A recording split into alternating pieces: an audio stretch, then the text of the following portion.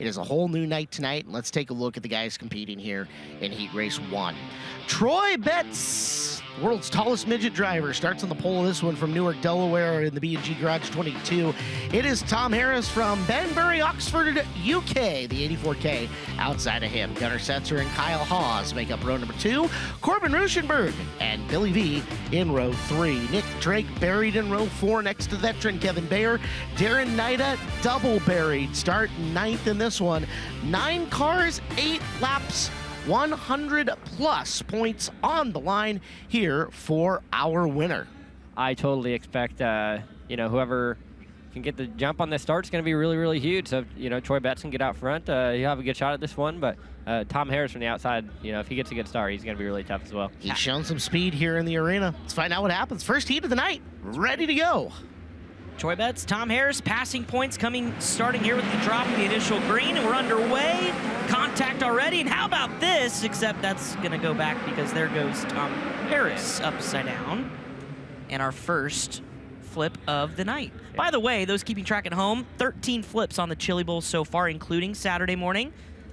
And that is number 1 for Tuesday. Mostly looks good. Maybe a flat left rear. Looks like we got an instant replay here. Ibach brings you the instant replay, and we have seen that wreck more than a few times. Left front trying to get over our right rear. Yeah, they banged wheels down the front stretch, and then when Troy, looked like Gunnar and Troy got together, and Tom was just right there on the outside. The car actually may be okay. Maybe. Well, Brian Ward, we're putting your walking boots on early. What you see? I see they just got this car turned around. There's a little bit of mud packed inside the left rear wheel here. That might be a little bit of a concern right there at the bead to see if that stays sealed up at the bead, but everything else looked good. They're ready to fire that car back off. Thank you, Brian. Harris flying the sponsorship from Skegness Raceway in Skegness, United Kingdom. Short tarmac oval racing circuit used for stock car, banger racing, and formerly Greyhounds. Wow. I don't know what a banger division is, but I want it. We're going to have to see a huge run here out of Tom Harris from the back of this one. Changes up the front row as now, looks like Kyle Hawes is shuffled forward. Again, passing points calculated from the drop of the initial green, so Hawes is already being given credit for a 4-2 run if nothing changed from here. And that's critical, too, in these early heat races. I mean, it's always easier to give them or to get positions you're given rather than to have to go get them. So pulls up a point for basically everybody that was back from second forward. Yeah, you'll take those anytime you can get them. So 100%. So now Gunnar Setzer now inside of row number 2. And Troy Betts gets a way better launch into turn number 1. Green lights are on around the arena.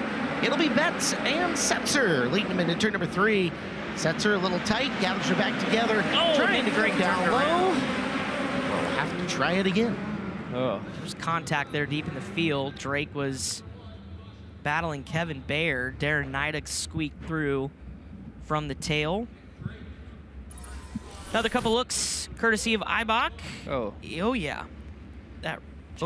Chain reaction there. Looked like Kevin Bayer was trying to get back to the bottom. Take a look.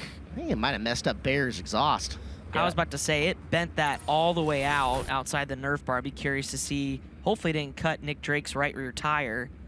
Looks up for now. Yeah, that started off at turn 2. Looked like Bayer come across Nick Drake's nose, and Drake kind of got him turned up in the fence and tried to drive back to the bottom, and Bayer was protecting the bottom, and they came together for a second time there in, just a few hundred feet. Bayer's still out there running. Yeah. Car is still moving. Question is when he gets up to speed in that is... Yeah, if it's pinched any, that could definitely affect power. Looks like it's not. It just looks like it's bent out. So as long as it's not broken anywhere or anything like that, he should be fine. Just maybe get hit again by another car is a real issue. You remember earlier on the drive in, Chris, we were talking about some of those guys with really long exhausts. Well, Bayer's got one of them, albeit down the left-hand side of that car, as that thing stretches almost all the way to the left rear tire under normal circumstances. It's been blowing a lot of flames and popping, so it's definitely not happy about the exhaust situation at the moment. So I'd be impressed if it didn't get hit by another car as far as it's sticking. Well, he's outside row number 3 now, so if it can live, he wants it to. Let's give this a third try. We're underway again. Betts into the corner, leading Setzer, and Setzer with Ruschenberg tucking into third. Billy V in the 25 coming after him. There's Ruschenberg down low, muscling up on Setzer. Trying to push him out of lane. Setzer right on the back of Troy Betts, gunning for the lead down the back straightaway. That was a really good recovery for Gunnar Setzer. Elbows up, little contact. Gunnar Setzer to the point. Nearly fell back to 4th. Now takes the lead from Troy Betts. Corbin Ruschenberg now battling Troy for that 2nd spot. Here comes Nick Drake from the back, getting around Darren Knight as you look at Tom Harris underneath Kevin Bayer with that whacked out exhaust.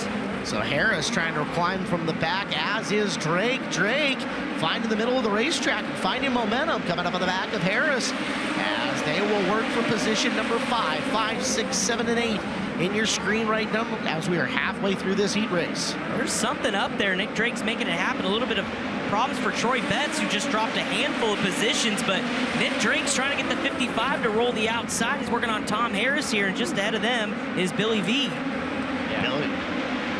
Billy V coming into striking distance as Drake up and over and into the fluffy stuff. Harris holds him off for now. 2 more laps around here at the Expo Raceway. So tricky right there what Nick Drake's doing. You have to be so close to a right rear. It's on the verge of real danger there. You catch it at right rear just wrong one time, or the guy in front of you pushes up, you're gone. But it looks like Gunnar Setzer gonna cruise to this one. Easy 3-1 for him, and a great start to his Chili Bowl. Absolutely, 3-1, courtesy now of 110 points. So we saw 110 after the heat races yesterday solidify a top 10 spot. Darren Knight didn't make up anything, as you pointed out. Thankfully, I changed my dirt draft, so thank you, Logan Seavey. Owe you a gift later, but there's your look at your unofficial results. Gunnar Setzer getting the first heat race win. Good run for Corbin Ruschenberg, though, 5-2. It's worth 108 for him, so just really solid off that inside row. Setzer and Ruschenberg. Billy V 6-3, and then Tom Harris. I don't know if 2-4 is going to get him in on a night like tonight or not, but great rebound, really. It's worth 76. That would have last night. It makes a qualifier last night, but he's definitely going to have to scramble from there. Now a 7-5 for Nick Drake. Don't think it's going to be enough. 82, average is about 84, so it's going to be real close. To get in a qualifier? Yeah. Yeah, that's tough, man. That's such a big difference. If you can sneak in that back of a qualifier, you know, if you have a bad day, but you just happen to sneak in, now you got to hope. You know, you got hope. You go, whatever, you know, 9-3 or something. Now you're back in the hunt. But if you're in the C, you know, it's like that last cutoff. Pole to C is obviously really Billy bad. V 6-3 for 101. 6-3. Nice run for him. Yeah, great heat race. Already better scoring after the first heat than we saw out of a lot of heat races last night. And again, it changes night to night. We come to expect that here inside the Expo as we get ready for our second of 9 heat races here on Warren Cat qualifying night. But first, K1 Race Gear interview with Earl Hoon Jr. Columbus, Indiana native Gunnar Setzer here with me. A 3-1 run there. Nice job on getting that heat race win. Yeah, I know we kind of had to do that. Set ourselves up for a good weekend. I'm really glad we got to do that after those first 2 starts. We had a really good first start and just was really demotivated after seeing that first caution. I know I'd get it back again, but you know, I need to thank MTM, the Cure Starts Now Professional Concrete, linked by Driven Midwest, Stan for giving me this good engine, my dad, Logan, Kevin, for giving me this opportunity to run this car, and then just everybody support me, my mom, my sister, everybody came out here to help me. Gunnar Setzer, guys, getting the first heat race of the night win. Logan Seavey, I do have a question for you. With going out there and winning the first heat race, how closely are you going to watch this track develop and these other heat races develop? Yeah, I mean, that's, for one, just a big sigh of relief. You know, that's a tough spot to be in. Third on heat 1, you gotta make moves, and man, such big nerves for your Chili Bowl heat race. Your whole week relies on this, and you know, you have a bad heat and your week could be nearly over. So first of all, yeah, you just have a nice sigh of relief and you got yourself in a good position for the qualifiers. But yeah, you're definitely going back, working on your car, watching the races, seeing what the track's doing. You know, being in heat 1, it's going to change drastically before we get to heat 9. And then I think there's C mains before the qualifiers even. Yes. So then you get C mains and track work. So you really never really know what you're going to get thrown, but you just kind of keep an eye on what's going on. And yeah, you just got to know how you feel about your race car. If you feel good about it, you can make some easy changes, and then great. But if maybe you snuck out a heat win, but you still don't feel good, then you're going back and then you're you're swinging at it. Heat race number 2 out on the racetrack. Alex Karpowicz in the 97W on the pole. To the outside of him, Jason Bennett. Then it's Brando Banyan and Brandon Maddox in row number 2. Mitch Fabish and Jake Buback in row number 3. Corey Smith, Adam Bolliard in row number 4 with Riley Kreisel, former War Sprint champ, rounding out your field. And I do want to correct myself. Nick Drake, we were talking about maybe missing the cutoff. That'll be for the invert for sure. Invert yesterday was at 87. Yep. 84 is not good enough. He should be well into a qualifier. Gotcha. Sorry, Caleb. Yeah, I came over here to the work area to see O'Banion and talked to one of the crew members. They said, we think he just got hit in the rear and it killed the car. They looked over real quick and said push him back out. It refired. He's tagging the field. Well, he's starting 9th now as opposed to 3rd in this, so shuffle up the inside row from what their original starting spot was. Riley Kreisel's going to pick up an entire spot from 9 to 7. However, he'll be credited with a 7th place starting spot as Karpowicz leads him to green. And quickly we go under the yellow as Smith loses it around in turn number 2. Corey Smith out of Kokomo, Indiana in the Josh Hawkins 80. Ibach replay for you, Chris, coming into the corner, and turn 1's got awfully messy. It has, second time already, and just trying to fight for a little bit of real estate that really wasn't there.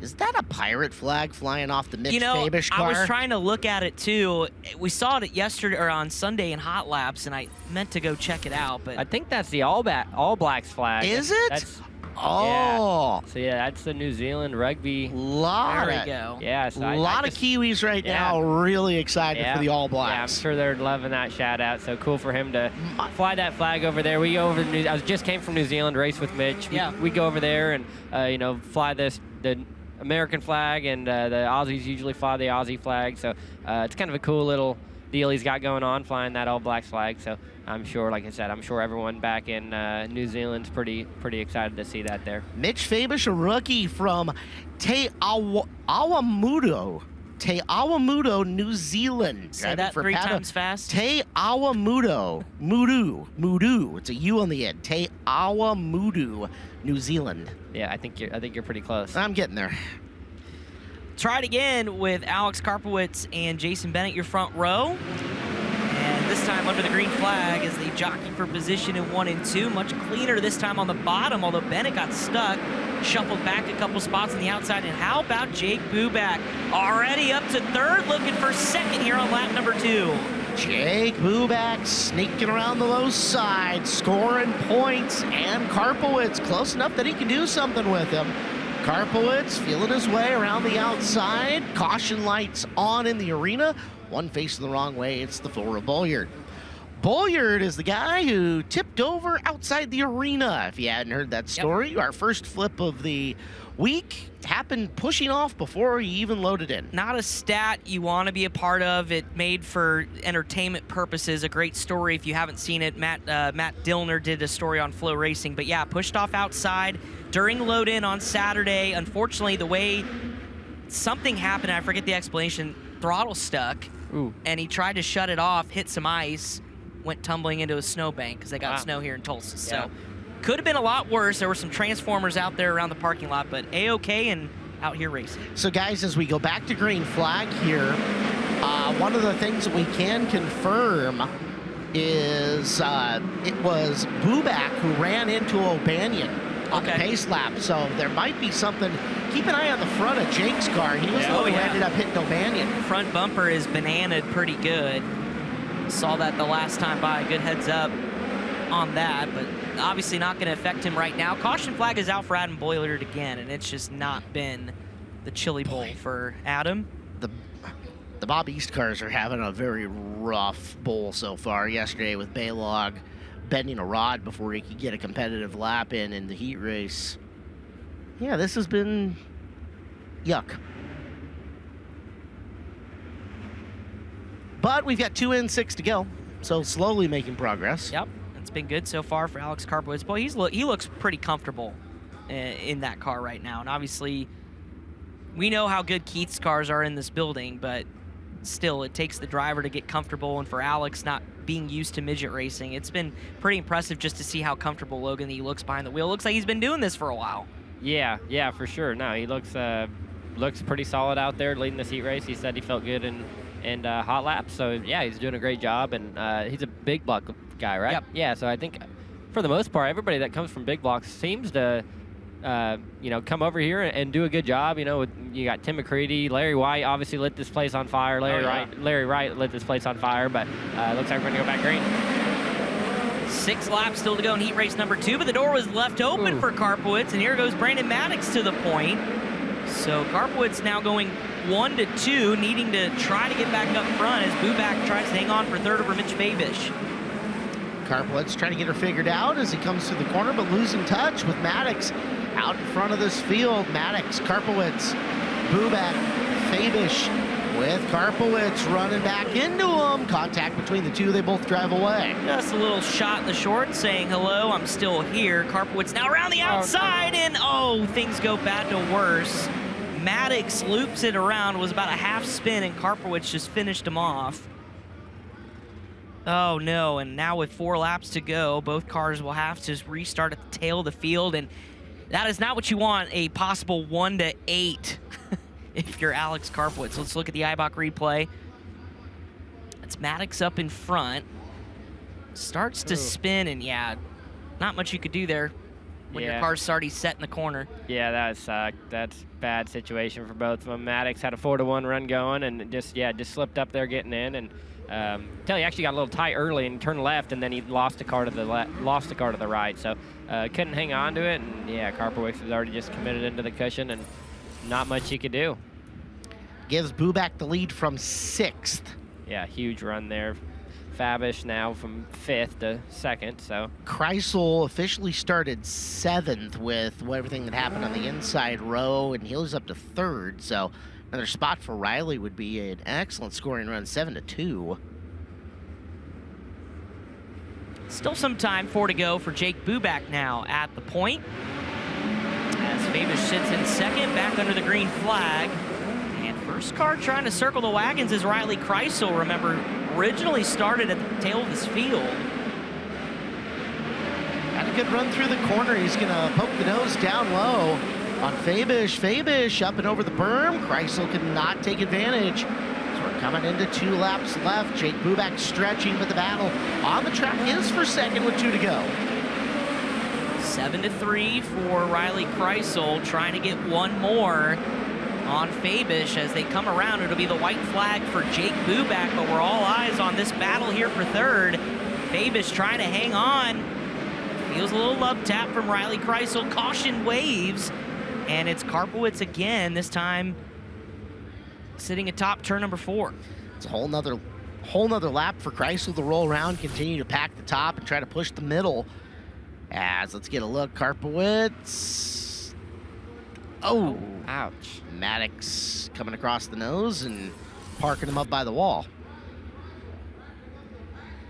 So as it is, 6-1 for Bubak. 125 pointer in the works for him. 3-2 for Fabish, 7-3 for Kreisel. Put Kreisel at 106 right there in the mix. 98 for Fabish, 1 point on the 1 spot advance, Yes. 3-2. All good scores. All qualifier invert style scores. Yes, 100%. That's kind of the name of the game. There's boxes you check every prelim night. Okay, I got to do this in this race. Okay, I need to make, these 3 spots. Now, I guess I'll ask you, Logan, having not done the Chili Bowl, but do you pay attention to that? Like when you look at your heat race and you're getting ready to go out, okay, if I can pass 2, I'll be good. Or if I can pass 3, or do you not care? Yeah, I mean, I think it's in the back of your mind, but at the end of the day, like that those numbers don't really mean much. You're out there racing and you're trying to pass everybody. So surely there's a position in which you get to where you feel a lot more comfortable and you're not so desperate. But yeah, you're taking everything you can get here. You want to get yourself as far out ahead of points as you can get. So there's no comfort or riding too much. White flag is out for Jake Buback. Saw that big battle with Fabish and Kreisel still going on. One opportunity here is Buback's going to win it. Battle for second at the stripe, and it looks like Fabish is going to hang on, but those two were ping-ponging off each other off turn 2 for that second position as Jake Buback takes heat race number 2. Fabish, Kreisel, O'Banion, and Karpowitz rounding out the top 5. A good rebound for Alex after a couple incidents in this one, but unfortunately we'll go 1 to 5 and most likely be in a seat. So 3 drivers there scoring very, very well. More to come as heat race 3, and this one is the one you circled. The names are in this, and it is flush from start to finish all the way through in the 3rd heat race. Something's got to give. Somebody is going to end up running a C main after this one. Find out who in just a couple of seconds as you get a look at the NOS Energy Drink ramp cam. And the lineup looks like this. Austin Torgerson from Glendale, Arizona is on the pole, and Caleb Stelzig next to him in the 45S from Albuquerque, New Mexico. Row number 2, a couple of guys used to the fenders. It's Ricky Thornton Jr. in the 19 and Matt Williamson in the 71, with a 3rd row featuring Buddy Kofoid out of Pen Grove, California in the 71, and Todd Kluver in the 3K. Billy Rayburn the 18K, Connor Morell the 14F, 8 cars, 8 laps. And again, something's going to have to give here as this one is stacked from front to back. Yeah, and you remember Austin Torgerson had that issue in hot laps with the hose coming off, so doesn't really know what he has. Good news is you start on the pole. Bad news is you got Buddy Kofoid and the rest of that field behind you, including Ricky Thornton Jr. So all eyes will be on the front row as we go back up top with Blake Anderson, K1 Race Gear interview. 6th to 1st, nice job, Jake Buback. 3rd career heat race win here at the Chili Bowl. Do you feel like that was kind of a test of the patience, though, with that heat race? A little bit, yeah, and then we had some Chili Bowl luck there with the leader spinning and collecting second, so it made it a lot easier. The track was pretty narrow, hard to pass, so I was going to have my work cut out for us, but fortunately we got to get around them guys and got to make a good couple laps by myself out there. Set yourself up good for a qualifier later tonight. Good luck. Yeah, thank you. Jake Buback, guys, trying to lock into his 4th straight preliminary A main, 6th of his career. We'll see if he can do it out of the qualifiers later tonight. Outside row number 1, not a bad starting spot to be. Absolutely not, and we've seen time and time again the jump you can get, just the momentum into turn 1 on the outside of the front row and take over that top spot. So although Austin Torgerson's certainly going to make it as difficult as he can, but we'll see as the lights are out. Keep an eye on RTJ, Buddy Kofoid as well, but it's Austin Torgerson going to lead him to green here in heat 3. Torgerson and Stelzig line change between the two of them getting into the corner. It's Torgerson driving away. Bottom opens up for a wheeling Ricky Thornton Jr., who's bringing Buddy Kofoid and Matt Williamson with him until Williamson's upside down. Contact with Buddy and just ran up over his tire and looped him upside down. It could have been bad for Buddy. Buddy snuck through right there, so that was a really close call. I'm sure he was holding his breath there for a second. Tough outing so far for the big block modified drivers. Alex Karpowitz had issues. Matt Williamson, of course, Money Matt. Let's see what happened here on IBOC replay. Buddy just ran over his right front. Left front. Left front. Oh, yeah, Disc Chaos looked like, obviously, had the 45 there up front wheeling, and everyone was trying to get down to avoid that car, and there's just not a lot of room down there on the bottom. So, yeah, Buddy was down there. The 71 was trying to get back to the bottom, and there's a car there. So, looks like maybe just a little bit of front axle damage, but nothing that should really hurt him too much, you know. Not ideal, but he'll still have a shot to finish the race. It's going to make it significantly harder from him coming from dead last. However, a lot of time left in this one. As it looks like we're going to get a side-by-side complete restart of our 3rd heat race. That will move. Same front row, but it should move the 3K of Todd Kluver to outside of the 2nd row. Yeah, and pushed up Connor Morell as well. So inside row looks the same, though. Second try coming. Torgerson versus Stelzig. We're green. Contact there off the initial jump, and Stelzig gets absolutely eaten alive on the bottom. There goes RTJ and Buddy Kofoid up to 2nd and 3rd. Here comes Williamson trying to challenge Stelzig for that 4th spot, but lap 1 goes to Austin Torgerson. It's a nice recovery for Williamson. Hang on all to it. the way back to 4th already in just a lap, but getting past Stelzig might be a good thing for everybody as he's having a hard time controlling that race car at the moment. Torgerson leads. Ricky Thornton Jr., Buddy Kofoid, Matt Williamson running into your top 4. Now it's time to see what kind of speed you have individually in your car. Buddy Kofoid really good there on the bottom, trying to get up underneath RTJ. And RTJ, boy, that got close to the right rear tire of Austin Torgerson, and now RTJ stuck on the outside. He's going to let it hang out here, see if he can get the top side to work as Buddy continues to work the bottom. It's a 3-car battle for the lead in Heat 3. Ricky's got the speed. He's just kind of half lane blocked by Torgerson, who's running just enough in the low groove and just enough in the high groove to keep both those drivers at bay. Thornton Jr. around the outside back straightaway, pulls the wheel stand, brings it down, grabs the lead, Kofoid following. That was a strong move from RTJ, but here comes Buddy Kofoid. He's going to dime in the corner on entry, try to get to the bottom. He does. Drag race this time on the back straightaway. RTJ to protect. They're coming to the white flag. It's an all-out duel here in Heat 3. That was a big defensive move by Ricky, but he's leaving himself open. Now Buddy going to try to circle the outside of him. Final set of corners, final time for the Heat race win. One off the pace, and it cost Thornton Jr. Oh my, did he get second? He did. Across the line, RTJ scored second, but near disaster. Wow. The slow car of Billy Rayburn, couldn't see it on the camera shot, but had an issue off of turn 4 right in front of the leaders, and Buddy Kofoid, a 5-1 run. As we'll take a look at the replay, just what happened here coming to the checkered flag. This is 120 Whoa. points Oh for my- Kofoid. He came off the top and went straight to the bottom. That Oh was my goodness. unbelievable. Here, this will be a good shot here. Just, oh yeah. Wow, how Ricky didn't turn over. Williamson 4, Stelzig 5. Wow. Ricky Thornton Jr. avoids complete disaster. Still ends up with a 98-point run somehow. Oh, man. As told you Heat 3 would be fun.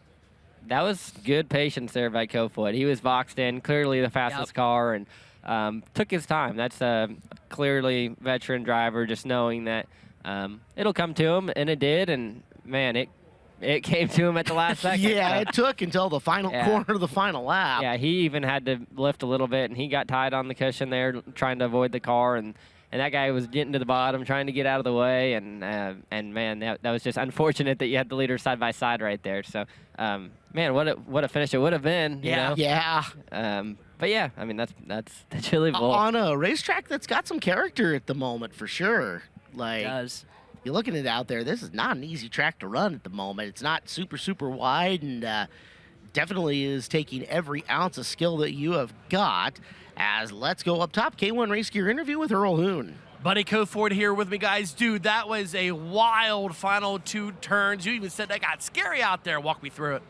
Yeah, just first off, I just want to say sorry to my teammate. We were all going for the same place, and I think someone outside of him checked up, and we all moved down, and I just happened to be there and got over his left front, unfortunately. But so I hate that.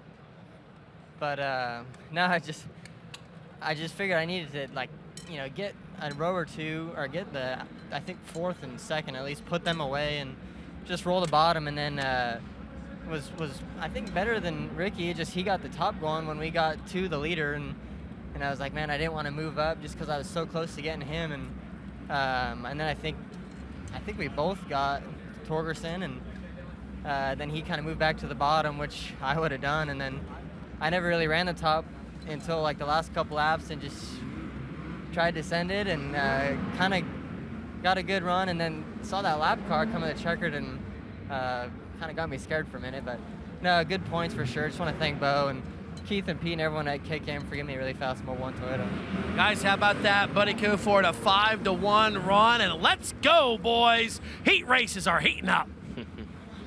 Earl's fired up, so are we. That was exciting. Yeah. And we've got more to come. Heat race number 4 on the racetrack. Nathan Crane, Jeremy Hewish, Brendan Wisely, Jory Hughes, Connor Lee, Steve Gresham, and a back row of KTJ, Kevin Thomas Jr., and Ty Gibbs as we're underway. Looking for a big run here out of KT. He's in a great spot to make a lot of... Oh, look out. We're going to get a complete restart, a little pirouette at the top of the racetrack by the 71J of Jeremy Hewish. Now we can settle down, but you're right. I think everybody's looking at KTJ. The speed of Alex Bowman's cars every year are good. It just seems like, man, they could just find a little bit of luck, right? And they thought they had it with Briggs Danner yesterday, just unfortunately the cushion bit him. Yeah, that was similar, I feel, to like the Steven Snyder at the shootout. He's so much faster than everybody, and just couldn't put them all together. So looks like we got a little replay here. So Hewish, that's the team car to Kyler Johnson, who we saw last night, running for Todd Henry.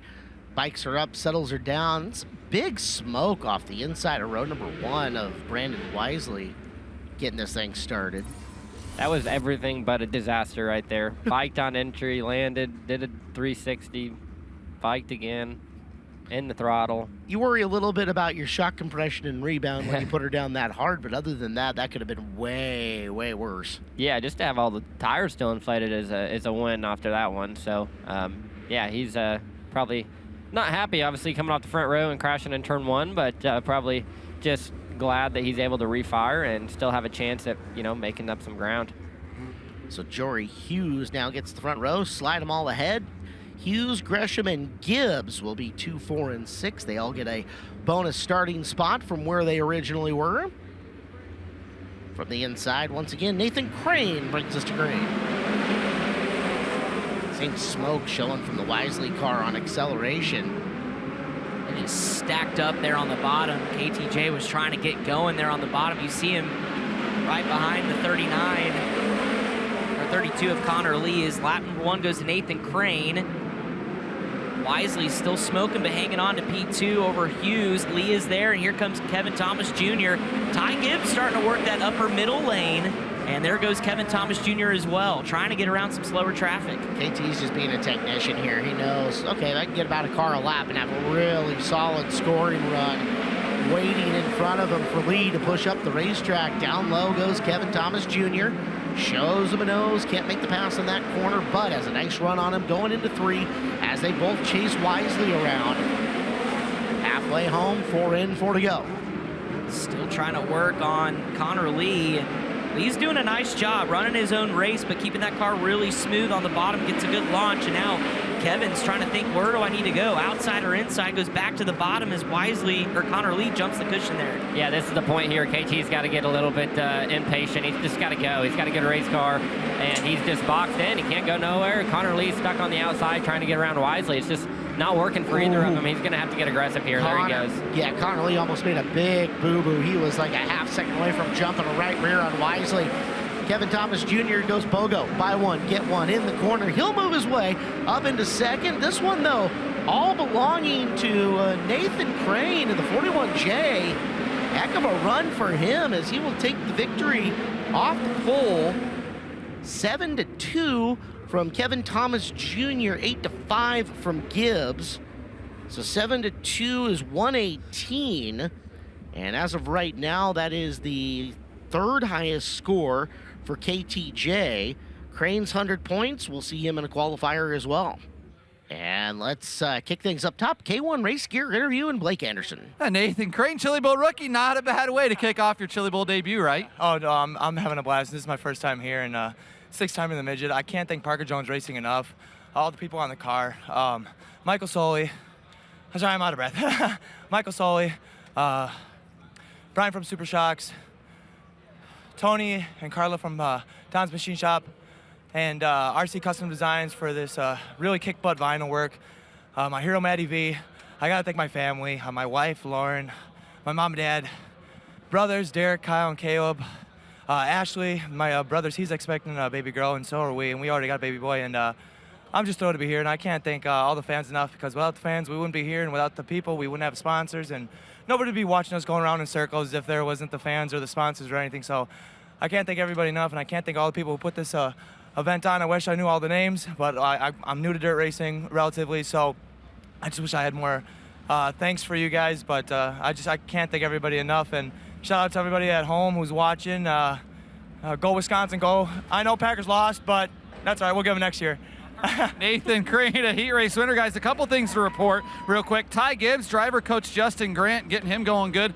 And Connor Lee, if you watched our Tulsa shootout coverage, no smelling salts for Connor Lee at the Chili Bowl. Blake, I was going to ask you if he brought him with him. He did not. We need to go work on that. Preach, Nathan, preach. I was about to say, he said all the right things. You can tell he is happy to be here at the Chili Bowl. Heat race number 5, the Hurricane Mason Hannigan on the front row with Brian Peterson to his outside, Cody Brewer, Chase Porter in row number 2, Darren Kaufman in the second opinion car inside of row number 3 to his outside, Austin Wood, and then your final row, Stevie Sussex and our boy, Clinton Boyles from the trunk in the Big Dog Water machine. It's a good-looking hot rod, and we know Clinton's not going to mess around. He told me via text earlier today he's here to sell some T-shirts. I don't even know if he has T-shirts, but that's his mindset. He's got a really good scoring opportunity here in this heat, starting 8th. I think so, yeah. It's not a heat race loaded up with name brand drivers, but doesn't mean somebody can't come up and surprise us here. Clinton, opportunity abounds, bud. Let's see what you can do. We are missing one, so, and I'm assuming, by the way, they're lined up, it's outside or inside of,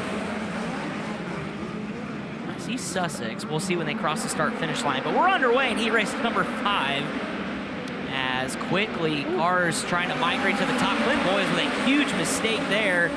Gets around Darren Kaufman, but is way behind the 8 ball as they're jockeying for position. Chase Porter, Austin Wood, there's Stevie Sussex in that green, white, and black machine to the inside, trying to get around Austin Wood. They go 2 for here as Sussex will try to track down Brian Patterson. Yeah, Clinton gonna have to make some good moves here. He's in a pack full of cars, and he's caught them quick, and he's already slicing through them. So hopefully this goes well for him here. Leaving the bottom lane open for Clinton, so the door is open. Can he capitalize? Getting up underneath here, Stevie Sussex, or not Stevie Sussex, the Brian Patterson car gets up to that 3rd spot. Yeah, this is what we were talking about. This is the moment for Clinton. This is where you breathe, and you're already in a great spot, 8-3, but you're obviously looking for more. If you go 8-2, 8-1, you got yourself in a great spot where you really don't have to be too aggressive in the qualifier later. It'll be 7-3 right now, so he really does need one more, I would think, on this. He's looking for it. There he goes. And he took it. That car good enough to go high or low, so he's got a good piece here. Mason Hannigan is absolutely checked out. Hannigan, big supporter of the St. Jude's Race for Research, by the way, coming up in the second weekend of May once again, and really feeling good in the midget. Well done to Mason Hannigan. Taking the Town Line Variety 71H to the win, and Clinton Boyles 7-2. That is a really good score for him. Yeah, 7-2 run, 118. Good enough right now to be well inside the top 5 through 5 heat races. But yeah, good welcome to the Chili Bowl for Mason Hannigan. Stevie Sussex finishes in 3rd. It was Cody Brewer who missed that, who was scheduled to go inside row number 2. So both Kaufman and Sussex got a starting spot beyond where they were. Gotcha. I know, I think we've got Earl down ready with somebody. Or maybe Earl, who do you got upstairs? Got to turn my microphone on too, boys. Yeah, Mason Hannigan here, making his rookie debut in the Chili Bowl. And dude, you're already off to a great start. Nice job on getting that heat race win. Yeah, I felt like I had a good pace there. I about wheelied and stuffed the thing down, and I just wheelied and I landed really hard there. But no, I can't thank Miles Hill enough for the opportunity to run this deal. And you know, it's a little nerve-wracking being back in this building, but start off with the heat race win here at the Chili Bowl is pretty damn special. Mason, son of legend sprint car racer Randy Hannigan. And Randy, we're going to let you work on the car. We're about to go green out there, guys. The Hannigan family, guys, has something special here at the Chili Bowl. Absolutely. Really cool to see Randy here with Mason in his Chili Bowl effort. Getting ready. Here we go. Heat race 6. Brandon Lewis, Jack France, Hank Davis. Man. Already to the point. I just said his name. He went 3-1, and they're just jockeying for position. There's Garrett Williamson in the 6th. Thomas Meserol. Oh, they get together. T-Mez nearly loops it around. It's chaos here in Heat 6. Settle down, boys. Not a lap still to go. One in. T-Mez back on the attack on the Lewis car. Not afraid to use the right rear tire to move forward. He'll do so. T-Mez into 3rd now, trying to hunt Williamson down at the front of the pack. Meserol 6-3 already after a couple laps trying to chase down Garrett Williamson. They're still duking it out in the back of the field. Jack France, Brandon Lewis, Joshua Tyre back there as well. And here comes RJ Johnson trying to make some moves here from the back of the field. The Avanti Windows and Doors 1P, but back up front, 2023 prelim winner and lock-in last year, Hank Davis for Matt Seymour Racing, just putting out qualifying laps here at this point. He is gone. That car looks stuck, Logan. Yeah, his car is obviously very good. They've had speed for years now, with Buck Walter and with Hank. So no surprise here. Hank got the lead right there before that. I think they even got to the flag stand, and just a perfect scenario for him just to get out front. See what his car's got here. Here's RJ Johnson again, taking a look at the Southwest wingless ace. Trying to loop it up around the high groove of France here on the final lap as there's one to go. Your winner coming in with ease and with style. Hank Davis gets the W. Garrett Williamson to Timez to position 3. At the line, it looks like Johnson works his way to 4th at the very end. So Johnson goes 8-4. Timez 6-3. Davis 3-1. And Williamson 4-2. All 4 of them are going to end up with some decent points coming out of this. Is that our first one that went green to checker, or the last one too, or? Feels like it. The last one did also. We needed to get on a rhythm for sure. All right, so 3-1 worth 110. Williamson 4-2 worth 103. Timez 6-3 goes for 101. And Johnson at 8-4 worth 99. All 4 of those drivers are going to be happy. Absolutely. A lot of drivers now packed in around that 100-point mark as we take a look at the lineup. Heat race number 7 with Kaylee Bryson, 2-time A-main starter here at the Chili Bowl on the pole. The outside of her, Brennan Crouch in the 1C. Tommy Colburn and Mike Hess, Kubota High Limit Sprint Car Series competition director, returning to the midget in the outside of row number 2. Zach Dahm, Cameron Key, that's a really good row number 3. Justin Zimmerman, and Beeson Season from dead last outside of row number 4. This is a good one, Caleb. Heat 7 about as good as Heat 3 was here, as there is a lot of talent in and mixed in through this field. And just as a reminder, Brennan Crouch, a high roller, Kubota High Limit Sprint roller, and the competition director right behind him. So Brennan better be able to get off to a good start here. As we'll kick up top, Blake Anderson, who's with you? 3rd career heat race win for the driver going for his 3rd A-main start on Saturday night. Hank Davis, the last couple of years, fairy tale. What's it been like going from the hunter to the hunted? Yeah, it's just a super neat thing. You never think you're going to be in this position, but we're here. And these guys got this car rolling good. Got to thank all the good guys on here. The healing operation, man, check them out. They help some veterans and stuff like that. So without them, we're not here. But no, got a little work to do. Probably myself. I felt like I was sucking a little bit there. But we'll go to work back here and see what we can do. He was 4th in ASCS National Sprint Car Points, guys. The 2023 prelim winner. Boy, one of those cool Chili Bowl stories the last handful of years. When you're running those good laps out front in a good car, the odds of somebody really pressuring you in a heat race are pretty slim. So looks like lights are already out on this one, and this is a heat I would not like to see myself in. If this was my prelim night. This is a very, very tough heat with a lot of good race car drivers. Jonathan Beeson from 8th. Remember, he was pretty bummed to not run the Tulsa Shootout. It's been 52 weeks since he's been in this building. See what he can do as the green lights are on, and we've got one cartwheeling into turn 1 and 2. That's the trifecta motorsports entry of Zach Dahm. Like He's already out. Pogo stick. He was bouncing down that front straightaway. He's flipping his car back over.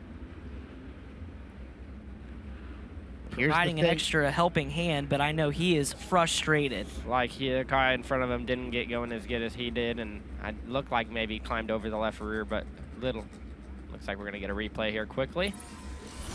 So the IBOC replay is going to show us, and inside of row 2, Tommy Colburn didn't quite get up and on the hammer. Second look. Oh, got a little contact to help. yeah. Started with, looked like maybe Hess. Mike Hess trying to get down and clip the right front there. Tommy Colburn. Brian, you're walking away from a destructed 7U. Yeah, it just seems like a little curse on this team. They're going to drive that car back. There's not going to be anything they can do in the work area to get it going for this race, but it does look like they'll be able to make the repairs and come back for later on this evening. He'll have a C main coming up, and it is not going to be long until we see that, so they're going to have to thrash, depending on everything that's broke. Did we already cut D's? These were on the schedule. They're ready in the work area, guys, that they do stop. The 7U crew here is here for the 2010 prelim winner, Zach Dahm. Yep, Zach just let whoever that was that he's number 1. Yeah, I in think his that's heart. American Sign Language, I believe. Zach, is, for people who don't know, Zach's a little hard of hearing, so that was just some sign language. And Brian Ward was right. Immediately get here, and the crew pointed her right up the ramp. I got to imagine that you're looking at 4 corners of new shocks, probably new bars. Yeah. I've seen fluid dumping out of it, so that's not good. Could possibly look like it hit the back of the car a lot, but possibly, a fuel leak at the fuel cell, or maybe, I didn't see it hit the nose too hard, but if you hit the nose hard on these things, it punches a hole in the radiator. So, yeah, lots of bad hits there that didn't look good for that race car. So Mike Hess will line up inside of row number 2. 25 appearances at the Chili Bowl as we're back under the green flag. Bryson and Crouch here on the front row, and they're going to trade lanes off of turn number 2.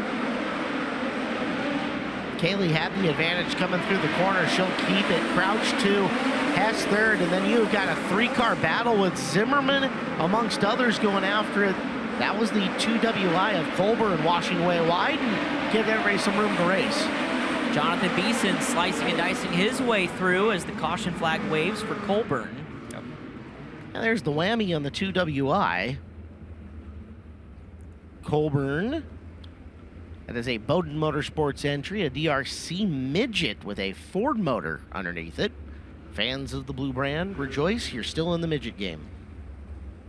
Just 2 laps complete, but Cameron Key mired back there in that 7th spot. Didn't really seem like Logan he could really get going. Now, granted, they were all over the place on the first couple circuits, but... Yeah, he kind of got himself just in a tough spot. Nothing he did wrong. Just he went to the outside, and those 2 cars kind of, like you said, got sideways in front of him, and he had to lift, and he tried to get to the bottom, and Beeson was there and kind of banged wheels with Beeson, and kind of had to take a little reset. So, yeah, that's just tough, when you got 2 cars side by side in front of you, and you're clearly faster than both. It's like, it's hard to pick the right lane at the right time, and it just didn't work out for him. So he's got a caution here to kind of take a deep breath and realize, he's still in 6th. He started 6th. He's not gone backwards yet, and he's still got plenty of time to, hopefully make a few passes here. Oh, it looks like we were losing Mike Hess as we're going green. The guy on the move I was just about to say was Justin Zimmerman from 7 to 4, and he's indicating on his belt, so this might be a safety stop, radio. Guys. Got to be a radio issue. He's getting... seatbelt. Yep, that's what he had first grabbed at very first. So if anybody would know how to execute a proper safety stop, you'd hope it'd be Mike Hess. And right down there to the official, showing him that, hey, guys, belts came loose. Yeah. He's reaching down almost like he's got a ratcheting set. Unless he took them off because there's an issue, because he was pointing toward the work area. Or is he trying to get him back on? No, he's pulling her off. Interesting. Very. I don't know if they're going to give him time or not. Just pulled the steering wheel off and slammed it down, and we've got Blake in the work Blake is there. area. You can see more than we can. Yeah, it's definitely the belts, guys. They're struggling to get it strapped in. One of the latches came unhooked. He's working on getting it done. Just about there. Should be able to rejoin. Lights are out, though, Blake. Oh, never mind. Coming to green, so unfortunate break for Mike Hess as he will miss this one. 6 to go for Kaylee Bryson and Brenham Crouch as we're back on the green flag. Justin Zimmerman doing a nice job in that 3rd spot, but here comes Jonathan Beeson, really strong on the bottom. The hard 8J. He'll take 3rd. Nice clear there for Beeson. Keeping my eye on Cameron Key, too. You heard Logan say he needed a reset, trying to get around Zimmerman here to follow Beeson through. Cameron Key having a little bit of issue. He's going to go topside in 1 and 2. And finally get the pass complete into turn number 3, but losing a lot of time to Jonathan Beeson. Wow. Getting pummeled with some of the cushion here in the Brian Kapinski announcer's booth. 4th second, Brenham Crouch under fire from Beeson. Beeson going to roll up on the back of him. Loses ground at corner exit as we're down to 2 to go. Brenham Crouch really stretching it now over Beeson. As a look, Kaylee Bryson from the pole. Start on the pole, you need to win this thing. And she is going to grab 100 points towards her favor. Checkered flag for Bryson. Crouch 2, Beeson 3. Key ends up 4, and Zimmerman 5. So, let's see. 100 for Bryson, 93 for Crouch. Yeah. 89 for Cameron Kiesel. Should be in the invert. He'll be at the tail end of the invert. Beeson started 8 on that and ends up 3. He'll be your big point scorer out of it. Should be 111. So Beeson will be inside right around the top 5, top 6. Back row of a qualifier, you would figure. With 2 heat races to go. Have to check the updated unofficial standings, courtesy of Wikipedia. Prior to that race, it was Buback, Kofoid, KTJ, Clinton Boyles. Has Riley Kreisel at 116, but I had him starting 5th instead of 7th after that penalty in heat race number 2. And that's part of Wikipedia is so good, but he doesn't sometimes catch all of the official starting positions and such. The only official results and official points do come from the Chili Bowl Nationals Twitter. Brian is very, very good, though, and knows everything about everything. Seriously. Fastest fingers in all of motorsports. As here we are, Heat 8, Landon Brooks out of Matt Woodcamp. He's got the pole. George Blue going to be next to him. Kyle Simon and Derek Hagar are in row number 2. Brad Sweet, the Kubota High Limit Racing Series champion, and Ty Wilkie are in row 3. Chance Morton, Jaden Rogers, row number 4 as we go up top. K1 Race Gear interview, and Earl Hoon Jr. Driver picking up her 3rd heat race win in a preliminary night here at the Chili Bowl. Kaylee Bryson, pretty successful when it comes to the Tulsa Expo Raceway and the heat race. Heck yeah, I guess that's a good start to the week. You know, we were kind of down after the Race of Champions. I didn't really do my job and pull off good results, so it's good to get back in the car and you know, start the day off with a heat race win. I think that's 100 points, so hopefully we can get a whole lot more in the qualifier and set ourselves up for a good spot in the feature. How nerve-wracking is it when you know you're going to be the pole sitter and you have to win it in order to get those points? Well, I would rather start last than first any day of the week. It's all about passing points, so that really sucks whenever you see that you're rolling off pole, especially with a whole lot of good guys behind you. So a little nerve-wracking for sure, but I know that we had a good car, so I knew that we could do it. Guys, the USAC Silver Crown winner at the Belvoir High Bank starting her night off strong here at the Chili Bowl. Logan, we discussed it a lot at the shootout, but it doesn't feel like the pole is nearly as hamstringing here at the Chili Bowl Nationals, winning off of it. Yeah, I mean, I don't know. I feel like everyone says that, and then I think the first year I won, I was on the pole of my heat, and it didn't really matter. Front row of the heat, and I think Wikipedia had some information on, you know, where people started on their heats compared to where they, you know, either won their prelim or won the Saturday night, and yeah, it really seemed to not matter. So I always say it doesn't matter. Obviously, you don't want to be in a stacked heat, but that's just part of the draw. Here we go. Heat race number 8 with Brooks leading the field in the turn number 1 and 2. Boy, near disaster for the 41D of Derek Hager. Somehow got through that. Here comes Brad Sweet looking for a way through. Everyone checked up, but that's because the yellow is out for the 72W of Ty Wilkie. Yeah. Back to that heat race deal. It's like. Man, sometimes, like I said, as nervous as everyone is for the heat, sometimes it is nice just to go off the front and have no worries and get your heat out of the way and then get what you can get in the qualifier. So, yeah, you start in the back, and sure, you got a lot of chances to make up some points and have a great start to the week, but, man, there's a lot of opportunities for things to go wrong, too. So. Do your job, you get out to a good start, though. It's 8 relatively uninterrupted laps of just running your race and figuring out what your race car can do. Yep, getting that chance to be out by yourself and be calm and not having to worry about somebody else deciding your whole week here on the first race of the week is not the worst feeling. So like I said, you of course want to be able to pass some cars and make up some points and get yourself ahead a little bit, but yeah, at the same point, you know, you go win your heat from the front, and you're in the second row of the qualifier, and you go win that from the second row, and you know, ma'am, you're in the front two rows of the feature. So you've got the graphic up in front of you there, Chris. So 100 points off of your heat race win from the pole.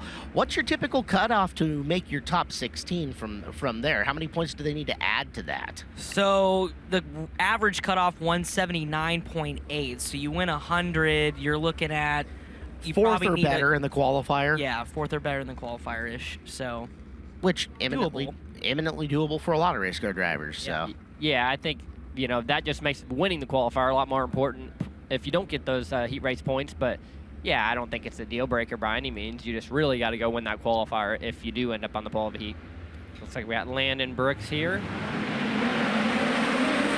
Trying again here in heat race number 8. and slicing through the middle and going backwards, though. That's George Liu. Derek Hager throttling through to that top three spot. Here comes Brad Sweet working the outside. Kubota High Limit champion, has the Las Vegas Motor Speedway, Texas Motor Speedway High Limit events for 2025 on the side of that RMS Racing 3T. He's going to work to the inside here of Kyle Simon. I think that Chance Morton trying to battle there for third. Yeah, Chance from the back row of this one, having a great start, looking for second. That car's really rolling the high side well, has momentum, but sliding up in front of him is Hager to take the line away. A little short slider through 1 and 2, give the spot to Morton. Was Sweet on the attack, trying to follow. Chance looking really sporty here in this heat race, and right now, Derek Hager is just trying to hang on. Big Cat's on the prowl, looking to the outside in 1 and 2, pick the front up just a little bit. They'll switch lanes here to turn 3 as Sweet slides through and takes over that third spot. Narrow little opening, but Sweet makes his way in and past, picks up another position worth of points, and this one's not over, Chris. First and second is not decided. Chance Morton is absolutely ripping right now. Fastest car on the racetrack by 2/10 that last time by. Gonna have possibly a shot here as Terry Maddox is walking out to wave the white flag. Brooks versus Chance Morton. Oh, he's gonna get an even better chance than we thought.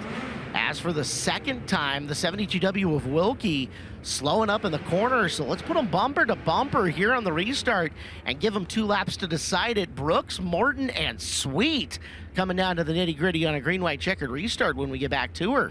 Yeah, absolutely. I mean, obviously Chance Morton's gonna have a shot, but also have to think big picture from where he started back there in the 7th spot. So a really solid points right now. Granted, 7-1 will certainly eclipse high points. So absolutely, 7-1 is 135 on the scoring matrix. I'm sorry, 130 on the scoring matrix. So that would put him high point, but as is, it'd be 118, which he'd tying him with Kevin Thomas Jr. and Clinton Boyles, which is inside the top 5. You're looking at third, but tie for third at 118. Yeah. Brad, I'm expecting a big move here out of Brad. 5-3 is really probably not what he's looking for. He's going to be looking for a spot or 2 here in these last couple laps. So I'm expecting Brad Sweet, the big cat, to really try to make some noise here. Currently at 96 if he finishes 5-3, but if he can go 5-2, 108, he is well in that invert. Yeah, that's a much, much better place to be sitting going into qualifiers. Well, we're going to have a 2-lap shootout, Caleb. Landon Brooks, you might be in some trouble here. Green out. Morton high, Big Cat low. Morton the run down the back straightaway. Brooks turns him away for now. Oh, here comes Big Cat just absolutely throwing it in there in 3 and 4. White flag is out. Morton gonna have one opportunity if he can get that car wound up around the top, but Landon Brooks, really good job that time off of turn number 2 for the final time into turn 3. Off of 4, Landon Brooks is gonna hang on to win heat race number 8. Chance Morton, 7-2 run, and Brad Sweet, 5-3. Hager, Rogers, Simon, and the rest of the finishing order. But man, thought Chance Morton maybe had a shot there on the initial green, but Landon Brooks did what he needed to do. Sure looked like he had a lot of drive coming out of turn number 2, but as it is, Brooks makes her count. 100-pointer for him. Sweet's 96, still going to get him into the qualifier, but he's going to have to make a run up that field in order to pick up some additional points and set himself well for the main event, as we are down to 1 heat race left to go, guys. Heat race number 9 is coming up before we move further into the program. From the NOS Energy Drink Ramp Cam, here are your starters. Brant Twitty in the 4T and Colton Hardy in the 44. AJ Bender, the 12A, Nathan Moore in the 25J. Dane Culver, that was Blake Anderson's deep pick, one to watch in the 50C. Adam Trimble, the 5A. Chad Winfrey in the 321. And Hunter Schoenberg, chance to make up some points here in the JFM 73. 8 cars, 8 laps, and final point scoring opportunity of the heat races before we settle 40 qualifiers into this lineup. Blake, you're up top with our most recent heat race winner. Yeah, guy we've talked to tonight, Landon Brooks, 2nd career heat race win. How'd that feel out there? Looked pretty good. Yeah, it felt really good. I was focused on just trying to make, clean, solid laps instead of trying to just, set a really good pace. So I just tried to make clean laps. I felt like I did there, and I kind of got on it there that last 2 laps, and still felt really good. So just trying to find my edge and trying to not drive these things too hard and just let the car do its thing. A year ago, guys, his Saturday night ended with a 14th place run in the B after a 7th place run in his prelim night. tonight looking to lock into his 3rd straight preliminary A main. Yeah, and Colton was in the top 7 in hot laps. Granted, that was hot laps a long time ago when we had that soupy racetrack, but he was able to make stuff work in that session. So starting here on the front row, advantageous here for Colton to maybe go 2-1 as lights are out, coming to green. Twitty and Hardy. It's a drag race in a 1 and 2. Twitty slides, but we've got one up and on the wall. Kept his foot in it, but spins it around, and that's car number 50C of Dane Culver. Man, that throttle, I don't know if it was hung a little bit. That's what I was or thinking, if too. He was I'm trying to drive out of it. I don't know. That was going for pretty style wild. points here. Yeah, we'll I see. feel like that's the Blake Anderson curse that just came in right there, right? Like, We're gonna talked about him. 100% is. Gonna get a replay here. Let's see what happens. Jumps to the top. Wow. Man, if he had stuck that. Unfortunately, few people can accomplish the Logan C ride the wall We've line, referenced right? that several times, especially during the shootout, too. Oh, goodness.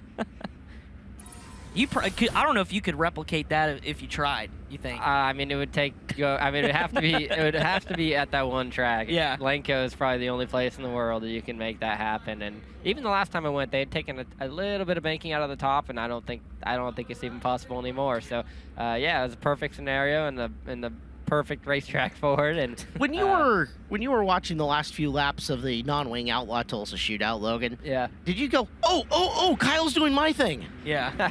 Yeah, I kind of seen what he was doing. I mean, it reminded me more of like kind of basically how they run Tulare a lot during Trophy Cup. You know, you kind of get in and then you let the car straighten up and the right front gets up on the wall and you just smash the gas and ride it out. So, yeah, that's kind of what Tulare's kind of been famous for. And, yeah, I'm sure he took a little bit of that. But, yeah, when you got little micros, it's a little bit easier to control. Right. Than when you got a bigger race car. So, in your John Taylor racing days, do you ever have a chance to run like the lightning sprint at Tulare? No, I never did. I just basically ran Placerville for the most part. We did obviously some other tracks. We ran Silver Dollar and Antioch, and yeah, we went to a handful of different racetracks, Merced. But yeah, I never did run Tulare in a lightning sprint. That place seems a little big. Placerville in a lightning sprint. Placerville is the best. Fun. Oh, yeah, that's the that best. would be cool. Final heat race of the night here on Warren Cat qualifying night. We'll try it again with Twitty and Henry. Hardy on your front row, and Twitty's going to do exactly what he did, slide himself in 1 and 2 to roll away with the lead. Colton Hardy there in second. And a good run for AJ Bender. Nathan Moore here as lap 1 goes to Twitty. There's Dane Culver, who's almost upside down while riding there earlier, looking to charge through the field, working on Chad Winfrey. Here goes Hunter Scherberg, though, in the 73. He's going to get a gift there as Trimble jumps the cushion, Trimble in the wall, and that time also almost got upside down, but it'll bring out the yellow. Guys, just because Logan's in the booth, you don't have to impress him with the wall ride, I promise. That could have been a lot worse there. If that left front sticks in the ground, that thing gets... We've seen it multiple times here where they get up on the wall and then the left front sits down, it shoots them straight in the air. So he got out of that one pretty unscathed for what could have happened. We're going to get a few looks here with the instant replay. Ibach replay, the Mateka Hefner number 5A of Adam Trimble talked about it a little bit earlier, and up and sticks the landing, and you can see where he flattens the tire there at the very end. I mean, you're seeing him on top of the cushion. How hard is it to try to drive down out of it, or is it just more of he was awareness? Just stuck up in it. Yeah, it is hard to get out of it. You know, the car just doesn't want to react to what you're doing. You know, you just don't have grip up there. Your front tires don't have any steer. Your rear tires are spinning. So that's kind of like when you get especially when you get your right sides up in it and your left sides are in the grip. Your right sides are spinning and your left sides are driving. So it doesn't matter how far you got the wheels turned to the left.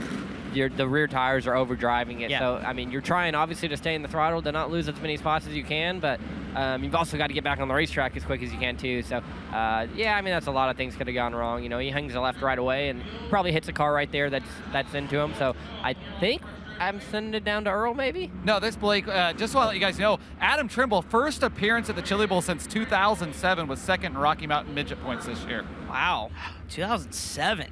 Sorry, Welcome Blake. back. Blake is just full of the nuggets today. I love it. Back under the green flag we go. Twitty this time to the top shelf in 1 and 2, and Colton Hardy's going to roll the bottom and do a nice job. And how about up to third is Hunter Scherberg looking for more.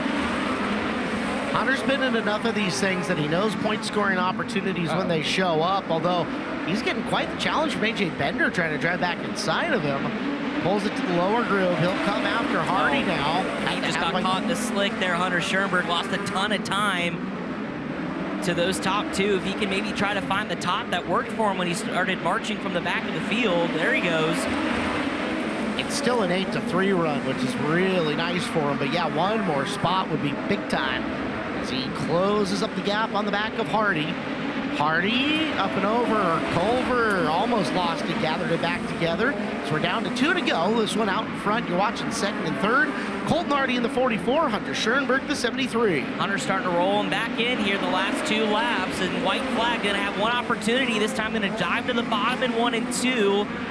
Missed it maybe just a little bit. Got caught in the slick with the right rear. And that may be enough for second. Final time off of 4. Brain Twitty wins heat race number 9. Hardy, Schoenberg from 8th finishes 3rd. Bender and Culver, your top 5. 111 there for Hunter. It's a nice score for him on a, think of it last night, that's a top 3, top 4 run tonight. That is, might make the third row of the qualifier. Yeah. It's tough tonight. Got Brant Twitty up here, another driver making his rookie debut here at the Chili Bowl, dude. And it must be rookies night here on night number 2 of the Chili Bowl because you guys are doing absolutely an awesome job. Great job on getting a heat race win. Thank you. Yeah, it feels good. Car was a little bit snug, but can't thank everyone enough that's been helping us out this week. My mom, dad, RPM, Marinoth Ace Hardware, Ryan Fusen, just everybody that's been helping us this week. Now you were telling your family over here that your right foot and right leg is absolutely soaked. We got a shot of it there. Do you have any idea of what that maybe could be? Yeah, not sure, but we'll check it out and get it ready for the qualifier. Brant Twitty, guys, a heat race winner, his rookie debut. He finished 5th in the Western Midget Point Series last year. His C-Feature cars are starting to roll down the ramp. They go 12 laps in distance, and the top 4 will move up to the back of the appropriate B main. So here in C main number 1, top 4 finishers will go to the back of B main number 1. Lineup looks like this: Dane Culver and Chad Winfrey, row number 1. Jack Franson, Todd Cleaver in row number 2. It's Joshua Tyre and Connor Morell in row 3. That might be Tyree, I'm sorry. And Connor Morell, Tommy Colburn and Ryan Peterson, Darren Nida, Mike Hess, Darren Kaufman, and George Liu make up the first 6 rows of this one. Row number 7, Sean Chappell and Steve Gresham, Adam Trimble, Adam Bolliard, and Kyle Haas going to be all 17 of your starters here in this C-Feature. I'd say Dan Culver's going to be pretty good off the front here. As we saw yesterday, too, there's attrition in these C-Features. You can easily pick up 2, 3, 4 positions just by getting around the mess. So. Yep, there we go. All right, 12 laps, top 4 to the back of the B. Culver and Winfrey leading the green. Winfrey going way up top to try to get the run. He's got the run. He's actually going to stay in the middle. Slightly surprised at that. Winfrey leads lap 1 in front of Culver, then Morell, and into the 3rd position will be Cleaver. And Winfrey making a liar out of you. Happens. Good to see. There's Hess up to 5th and on the charge. Mike Hess going to work his way forward. Cleaver first in line with a transfer spot. We've got the yellow lights blinking on.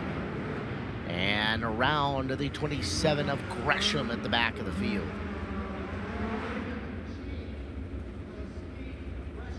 By the way, I had to make a note of it too. Mike Hess, his race car, you know whose race car that actually is? Gravy. I read that was a Stephen Fairfield car. Yes, that is a Stephen Fairfield car. Mike Hess driving it. Of course, we saw Gravy, what was that, a couple years ago, get his shot. Multiple cars out of the Gravy stable this year, though. Yeah. This is the second one. We saw one on Monday night. It is a King chassis. It's got a Mopar in it, so see what Mike can do. I believe he still has the midget track record at Eldora Speedway. I think you're right. Yep. So sitting 5th right now, in and behind Cleaver in the 3K and looking for opportunity to move forward. Confirmed, Caleb. Thank you, Track Mike. record holder. Cleaver is running one of the Welty racing cars. Seen Brandon Welty here for many years and had some pretty successful runs at Chili Bowl. Bullet chassis, it's got a Honda underneath it.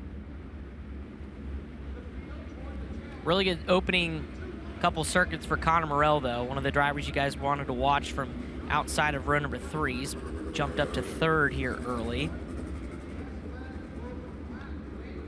As the lights are out, we're going to come to green. 10 laps to go. Winfrey, Culver, Morell, and Cleaver. Top 4 as of now. Hess 1 spot out in the 5th position as they'll go down the hill and back under the green flag. Morell swinging wide to try to get a spot. You saw Winfrey go way upstairs to get one. For the final transfer, Hess down low, slides up in front of Cleaver. Drag races and has the spot for now. Cleaver back to the bottom looking for opportunity. Meanwhile, 3 cars duking it out for 1 spot. Oh, man. Wow. That was Morell threading the needle. Strong move from Connor Morell. Bradenton, Florida native, now wants the lead around Dane Culver. And he's going to have it, but it's not going to stick. Caution flag waves, and they're still banging tires back here. Mike Hess. And it looks like Mike Hess did come to a stop. He didn't completely stop because he's still going. So Yeah. I think he stalled the engine. Yeah, he got into the left rear of somebody in front of him and stalled the engine, and they threw the yellow pretty quick. So I'm not sure if they have a inadvertent caution rule or if he's to the back. I'm not sure how this works. Well, he had the left hand outside the cockpit there for a second, making a hand motion at something. The question is, what was it? Why was it? Yep. And an IBOC replay may tell all. Let's see what happened. Into the turn. And... Yeah, drove away. I think caution came a little too quick, but I don't know what their ruling is on this. Looks like might get it back. Got into the left rear of Chad Winfrey. Again, that was going for inside the transfer spot. Guys, Troy Betts has made his way over to the work area. He had a flat left front. He pulled to the infield first and sat there, and then went ahead and rolled over to the work area, and they feverishly started working on it, trying to get that left front changed. Cost him just a little bit of time going to the infield first, but we'll see if we can get that car back out on the racetrack. Well, he got a little bit of time because Joshua Tyree had to get figured out where he was in line. It's our Brisca driver, Jack France, into the work area as well in the 22G. Also want to clarify, too, Clint Boyles figured this out today. We were wondering yesterday about the time of the work area. We wanted to clarify that. So Clint went and checked with the officials. For heat races, you get 60 seconds no matter what part of the race you're in. So for all heat races, 60 seconds to the work area. Everything else, it's after halfway, you don't get any time. So we were prior to halfway, so you get 60 seconds. Once we get to halfway, no guaranteed time. A little different than years past. A little bit different, yes. Caleb, I just wanted to correct myself there. It was France that pulled to the infield. I was looking at my C2 lineup with the 22 events. But yes, France in the 22G is the one that pulled to the infield and then went over to the work area. They get it changed, and he's going to roll off on the back of the field. All right, Brian, thank you. 4 down, 8 to go. Knight has made an impressive charge up the field. He's right in behind the front pack, and in fact... It's Cleaver's car. He's behind. Yeah, I don't know where Mike ended up. I lost him there in that exchange. Okay, so looks like they just flip-flopped. Knight in 5th, Mike Hess in 6th as they're lined up right now. And the lights are out, so Terry Maddox and the scoring officials happy with this lineup, and we're going to try it back under the green flag with 8 laps to go. Trying to get through C feature number 1. Again, looking for 4 to advance as Connor Morell brings him under the green flag, and here comes Dane Culver to the attack. Just cracked the whip, went to the bottom, couldn't get around, and Connor Morell is going to launch off 2. Morell flying, Hess coming back into the picture up in the high groove as Nida has taken one of the final transfer positions. He's working upstairs on Winfrey. Hess following him through. Mike Hess back to 5th. Darren Nida up to 3rd. Coming after Chad Winfrey in the 4th spot. There goes Nida. Going to try to split the difference between Culver and Winfrey. He'll sit in the position. Hess driving around him into the final transfer. Mike Hess going up and around the youngster now. Down to the bottom, slides up in front of Culver. Mike Hess to the official's trailer as he's looking for the lead, and the caution comes out. That was some absolute gutsy driving for Mike Hess. Wow. Put on a show. Wow. That was great. What did he get? About 4 spots in 3.5 corners? He got around Winfrey in 1 and 2, drove around Nida, barely around Nida in 3 and 4, and then dove slides right to the over in 1 and 2 again. That was awesome. Gonna have to give the last one back, but it looks like we're gonna have an Ibox Springs replay. Steve Gresham going around. Here's what brought out the caution. This is the pass you guys were talking about. There goes Nida, cuts in front of Culver. And had a shot here to go just slide for the lead, but whoop. He might have been going for the lead there. Yeah. That was awesome. I mean, heck, after what he just did in 3 and 4, why not go for the lead? Wow. You get the feeling he's driving a little irritated. I can kind of sense it in his voice a little bit. Just a hair. Yeah. Yeah, I think he was holding back on his interview a little bit, so we'll see what he's got here. Some guys drive good, Matt, right? Some do, for sure. 5 to go as the lights go back out around the Tulsa Expo Raceway. Morrell, Culver, Hess, and Nida, your top 4.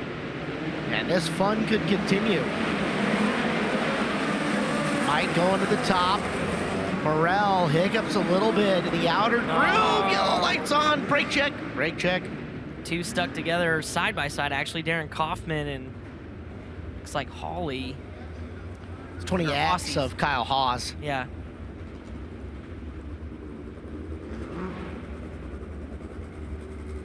So this one's been a little stop, start a couple of times.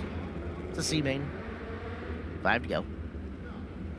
Well, I think you know Culver's going to go back to the bottom as, your leader, Connor Morrell, is in the work area. Maybe that's why he slowed so quick. Yeah. When that yellow come out, it might have just been a coincidence that he was broke at the same time. So looks like they're looking at the engine, but I think that's McDougal down there. It is, yep. Jason McDougal with the hat on, Brian Dunlap in the black T-shirt. Looks like it's done for. Oh, man, what a tough break. Maybe a broken belt or something. Potentially, obviously, I don't have an idea, but McDougal was kind of peeking in there. That's an Eslinger in that, and the Eslingers are noted for belt drive system having some issues. Brian, you were checking in with the crew. What did they say? They just said it was leaking oil from somewhere. All right, well, that's not good. Man, so that'll move Dane Culver to the point. Mike Hess to second. Darren Nida to third. Now Chad Winfrey in the hot seat. Cleaver still right in behind him, looking to steal that away. As Trimble into 6, giving himself a shot. Still 5 laps to go. 15th to 6th for Adam Trimble. Not a bad run here in the C feature. Here we go, 5-lap shootout.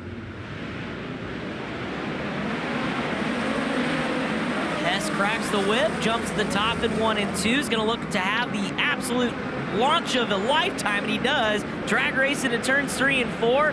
Mike Hess isn't done in the C. He's got the lead here with 4 to go. Go get him, Mike. Drive up and around him down the back straightaway. Nice run.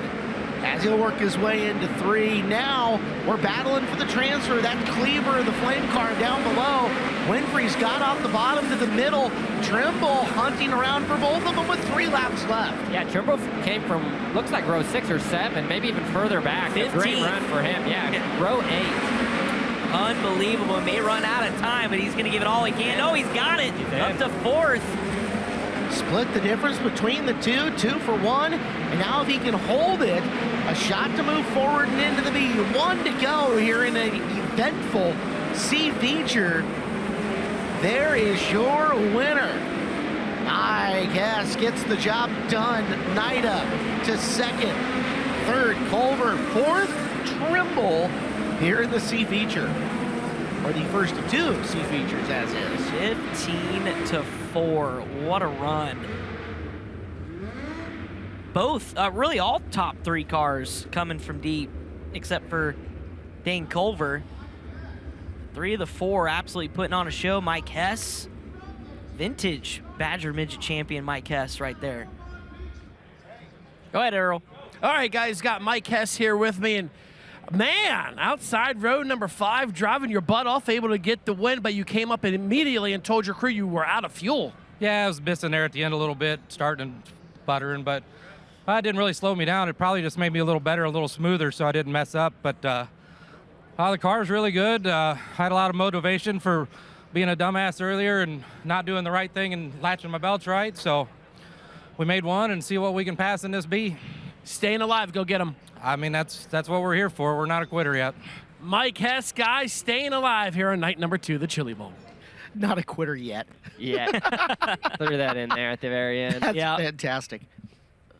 Well, guys, I didn't see Dom roll down the ramp. Now, we didn't get everybody in the process of, but again, that is going to be a big... I see Dom out there at the moment, so he's on the racetrack. All right, so that's going to be a lot of room to make for Zach, but we know he can do it.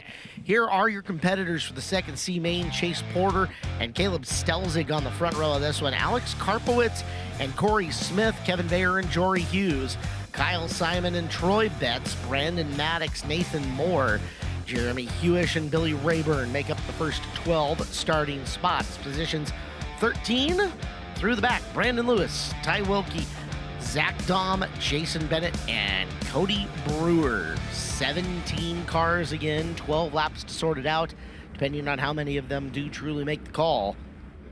Feel free to come race. I won't be there to help you. So that moves Alex Karpowitz to the point here in C feature number 2. Caleb Stelzig on the outside. 12 laps for making the B. Bottom groove, happy to see that. Karpowitz trying to drag for the lead. Stelzig in the Johnny Herrera car, working the high groove. Wrestles it together and leads lap number 1. Karpowitz missed the bottom in 3 and 4, and here comes that 80 machine of Corey Smith trying to rip around the outside. The outside lane really got going there at the drop of the green flag. Here comes Kevin Bayer, and that 91's going to try to dip dive to the bottom underneath Karpowitz. He rotated that car really early to get down to the bottom. We had one off the berm. Saved it in the 23 of Kyle Simon. Look out there together in behind him. This is allowing your top 4 to break away. Allow Brandon Maddox to get in the top 4, but the yellow flag is out as we've got problems in turn number 3 and facing the wrong direction. Rayburn's 18K is your offending party.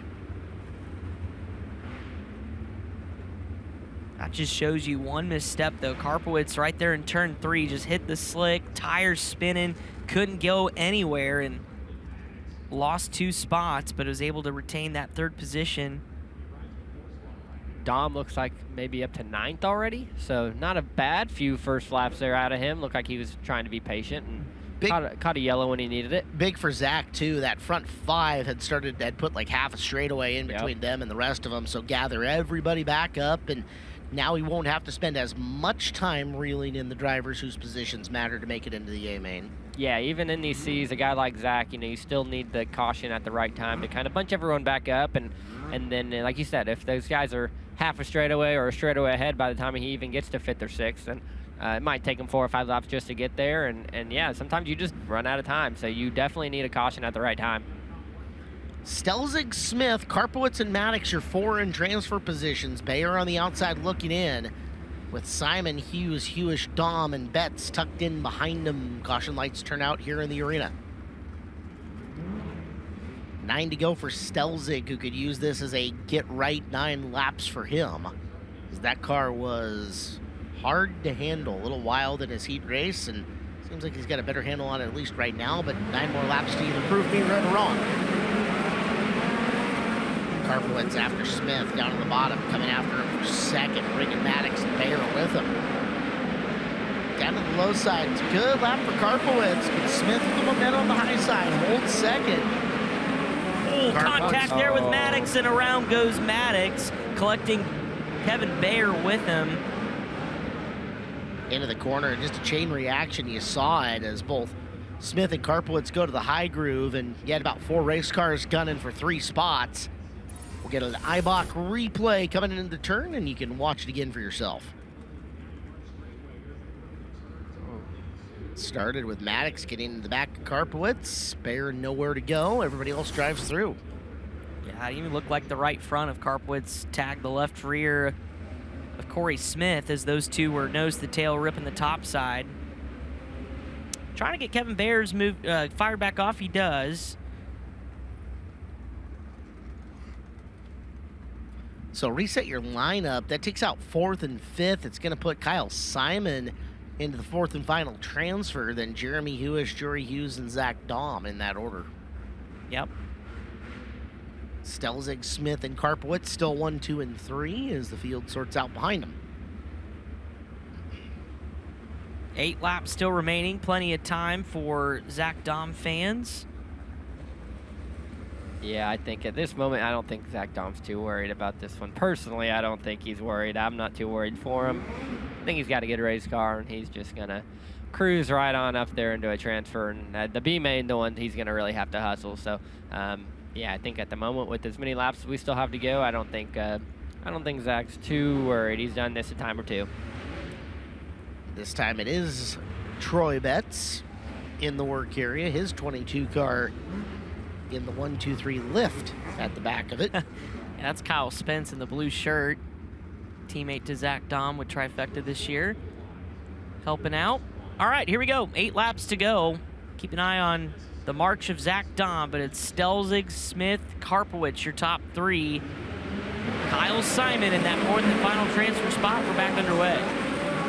Don't sleep on the 71 of Hewish. His teammate, Kyler Johnson, showed speed in the team car yesterday, as we're going to put a couple of them together at the back of the field. Hewish now sitting in position 5 as Rayburn's 18K and Maddox, who just went to the back of the field in the 28B, together in the corner.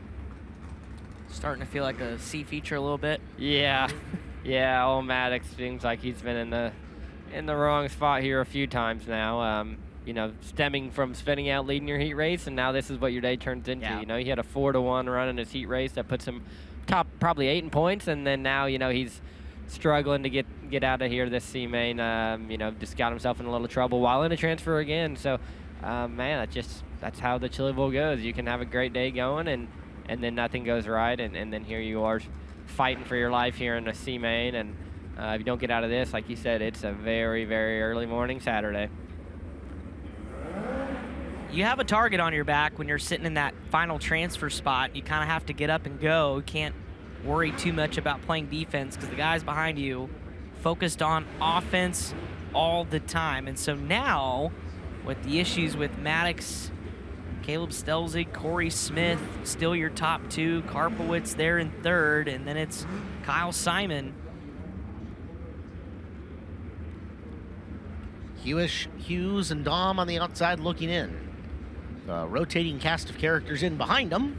It's rotated a bit. Let's see if we can start collecting some laps. Karpowitz down to the bottom on Smith. Hey, they all made it through 1 and 2 this time. To the low side goes Simon looking for 3rd from Karpowitz. And there is Hewish and Dahm trying to get involved in this battle for transfer spots. Dahm on the outside looking in, needs to get around Simon. He'll nose ahead of him on the back straightaway. Zach Dahm into a transfer +1. So he'll drive around Karpowitz and start. We got one upside down. Smith with another caution. 97 Ella Brandon Lewis was running 9th. Do you see how patient Zach Dahm was, though? Had an opportunity to maybe split the middle, thought better of it, still worked out to his advantage. We watched the IBOC replay coming at you here. Wow. Oh. And Brandon Maddox contact with the right rear of his car into Brandon Lewis, so. I don't know that Maddox has made a lot of friends in the last couple of laps here. Yeah, it was a tough one. I don't know if his dangle or for what, but to me, man, I would have. If I'm in the 97, I'm lifting on that one. It might not have been the best slider, but yeah, the only option is to lift or crash, and it looks like he chose the wrong one. So, yeah, like I said, it could have just been the angle, and maybe he didn't have an option, but it seemed to me like Brandon was pretty far up the racetrack when they got together. So I wouldn't put all the blame there on Brandon. He's obviously having a bad day and probably pretty desperate at this point to get going, and whether or not, however it happened, Brandon Lewis is obviously in a bad spot now with a tore up car, and he's probably pretty unhappy. Seems like we might catch an interview here, maybe not. Yeah, we'll let Brian get situated on the side-by-side. Brian, you're live whenever you're ready. Yeah, I'm up on the back here. Brandon, that was a rough ride there. Can you tell me what happened coming through 3 and 4? Yeah, I was just kind of running the top there, and he slid up a little bit, and I had some good momentum. Couldn't get it checked up in time. So your day is done now. Do you feel like there was any rough driving there, or was that just a racing deal? What now? Did that feel like just a racing deal coming in? Or? Yeah, I think it was just a racing deal. I don't think it was intentional by any means. This is my first time in a midget, so things are happening a little faster than what I'm used to coming from the micro world. So I just couldn't get it checked up and couldn't get it slowed down enough and went for a little ride. All right, we're going to let you get some repairs done and be ready to go for Saturday. Yep, we'll get her back together.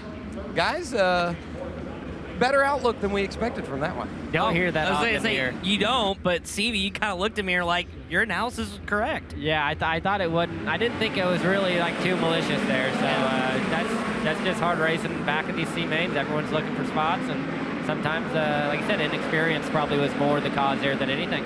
Zach Dahm looking for spots. He's picked off yet another one, so well inside the transfer spot. He may have an opportunity to chase down Stelzig as you look a little bit farther back. Kyle Simon leading the train here. They're almost 3 wide from about 5th on back, 6th on back.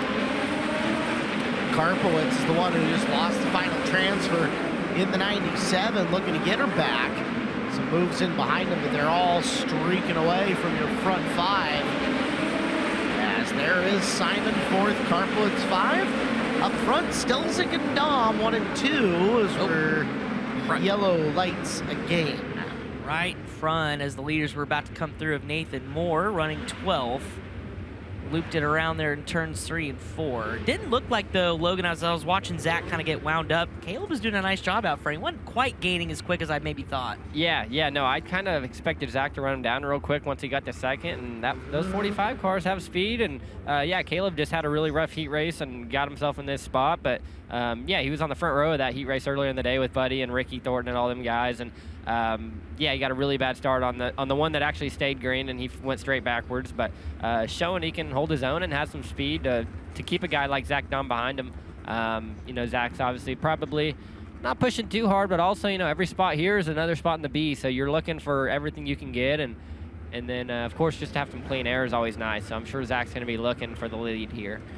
Well, let's see if we can polish this one off. 3 to go. Stelzig, Dahm, Smith, and Simon for 4 spots into B number 2. Oh, Dahm into the slick and didn't take off. I mean, it comes back to life, but he loses a spot. He's in 3rd. 2 to go. Zach back to the bottom. Slides up in front.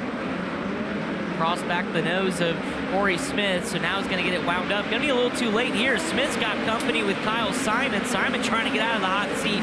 Here's the laps wind down with 1 lap to go. Karpowitz is there. Can he catch him? Simon hiked the front end into turns 3 and 4. Alex Karpowitz going to send it. Almost lost it around, and that'll be it. As Kyle Simon hangs on for the 4th and final transfer spot. Stelzig, Dahm, Smith, and Simon, your 4 transfer cars to the back of B feature number 2. Caleb Stelzig, C-Main winner, driver that finished 23rd in the prelim last year in his first career prelim start. Caleb trying to stay alive. How tough it is out there when you get all those yellows to try to find some momentum and pick up some notes. Yeah, it's definitely tough. I'm just, you know, trying to dig us out of a hole that I created in the heat race and keep our Chili Bowl alive. So I can't thank Johnny and John Stroud enough for the opportunity, and Jace Freeman for busting his tail all week, and hopefully I can put it in the show for these guys. Caleb Stelzig was 4th in non-wing 360 points at Vado Raceway Park. 4 wins last year, 3 at Vado and 1 at Coco Pa. Earl Jr., you've got a hard charger through that C-Main with you. Zach Dahm here with me, buddy. Started 15th, had to work your butt off there to get into a transfer spot. Track looks like it's really starting to get racy out there. Yeah, it's pretty top dominant right now. The bottom's not great. If they push the top up just a little bit farther, then the bottom will be pretty good if you can get down there and commit to it. But right now it's pretty just top dominant. So we got some work to do. We just had to rebuild a race car after the heat race, so we got to go get brakes on this thing now and try to make a pass up there through the B. It's been done before. I've done it before. So if we can repeat a night like Brent Cruz had last night, that'll salvage a night anyway. So we'll see what we can do, and can't thank everybody that busted their ass to come fix this thing. There was so many people there. I don't even know who to thank. There was just a crowd of people there, and we busted our ass. So thankful to everybody for there to get us back on the racetrack, and hopefully we don't disappoint them later. Zach Dahm, guys, going to B main. He's going to be really interesting to watch in that one coming up a little bit later on. I'm excited. I'm excited to watch Zach roll from the back of a B feature coming up. Quick lineup look here at qualifier number 1. Mitch Fabish and Kaylee Bryce in your front row. Billy V, Hank Davis in row number 2. Chance Morton and Jake Buback, your high point man coming in, is going to start 6th. 7th is Brenham Crouch, Ty Gibbs in 8th. Your final row, Austin Torgerson and Derek Hager. Again, remember, top 16 after this round of qualifiers. Tabulate the passing points in these, plus your heat race. That gets you where you will stack up. If you're top 16, you make the show. If everybody else gets shuffled into one of 2 B mains. I would expect you need to be 220 plus to nab a front row starting spot. So we'll tabulate the points as we go. But the lights are out, coming to green. Our first of 4 qualifiers here on Warren Cat qualifying night. It's Mitch Fabish and Kaylee Bryce in your front row. We're underway. Fabish gonna cross the nose of Bryson, jump to the top side off of turn number 2. Bryson settling in for that second position. Here comes Bryson, this time short slider, but off the bottom. How about this run for Billy V? Look to go 3-1. He's gonna grab second for the time being on Kaylee Bryson. Chance Morton there in 4th. Down to the low side, Billy V having a night as he works to the low groove, and he is going to take this lead from Fabish.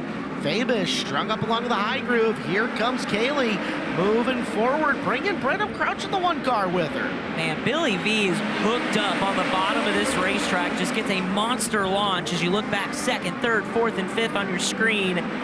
Chance Morton there in that red and black car starting to make the bottom in 1 and 2 work, top in 3 and 4, but here comes Fabish trying to fight back. Big wheel standing to 1. None of these drivers giving an inch here in this qualifier, using up as much racetrack as they can. Crouch to the low side, slider line through the corner. Nice crossover by Bryson, but Crouch beats her to the bottom of the corner and secures second.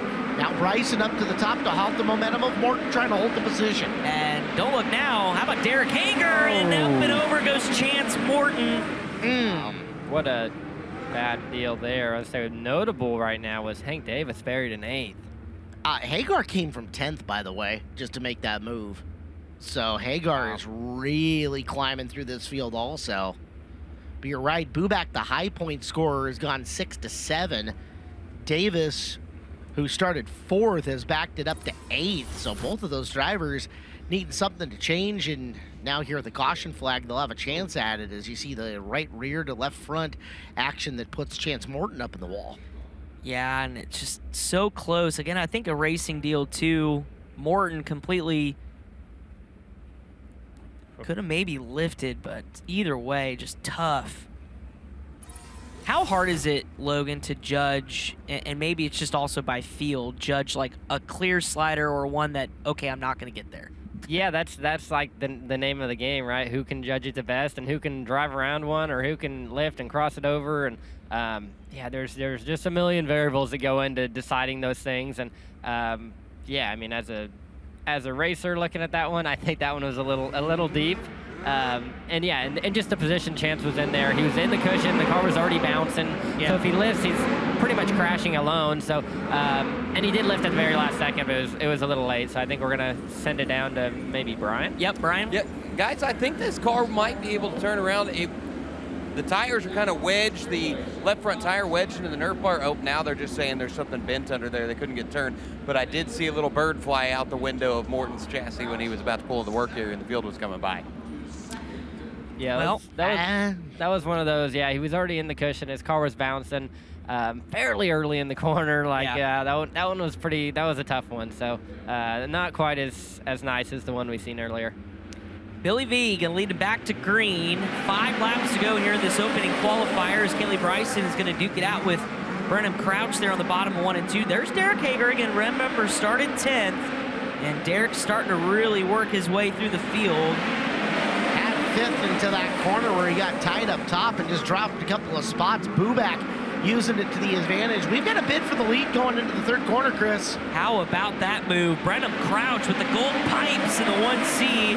Gonna take over the top spot away from Billy V, who's gonna jump top side in 1 and 2. Bottom side, here comes Jake Buback, your high point man. Was a little quiet earlier in this qualifier, but here he comes challenging Kaylee Bryson and Billy V. getting plugged up on the bottom, although the Red Sea's part as he gets underneath Bryson. Now Hagar's stuck as he's trying to roll forward.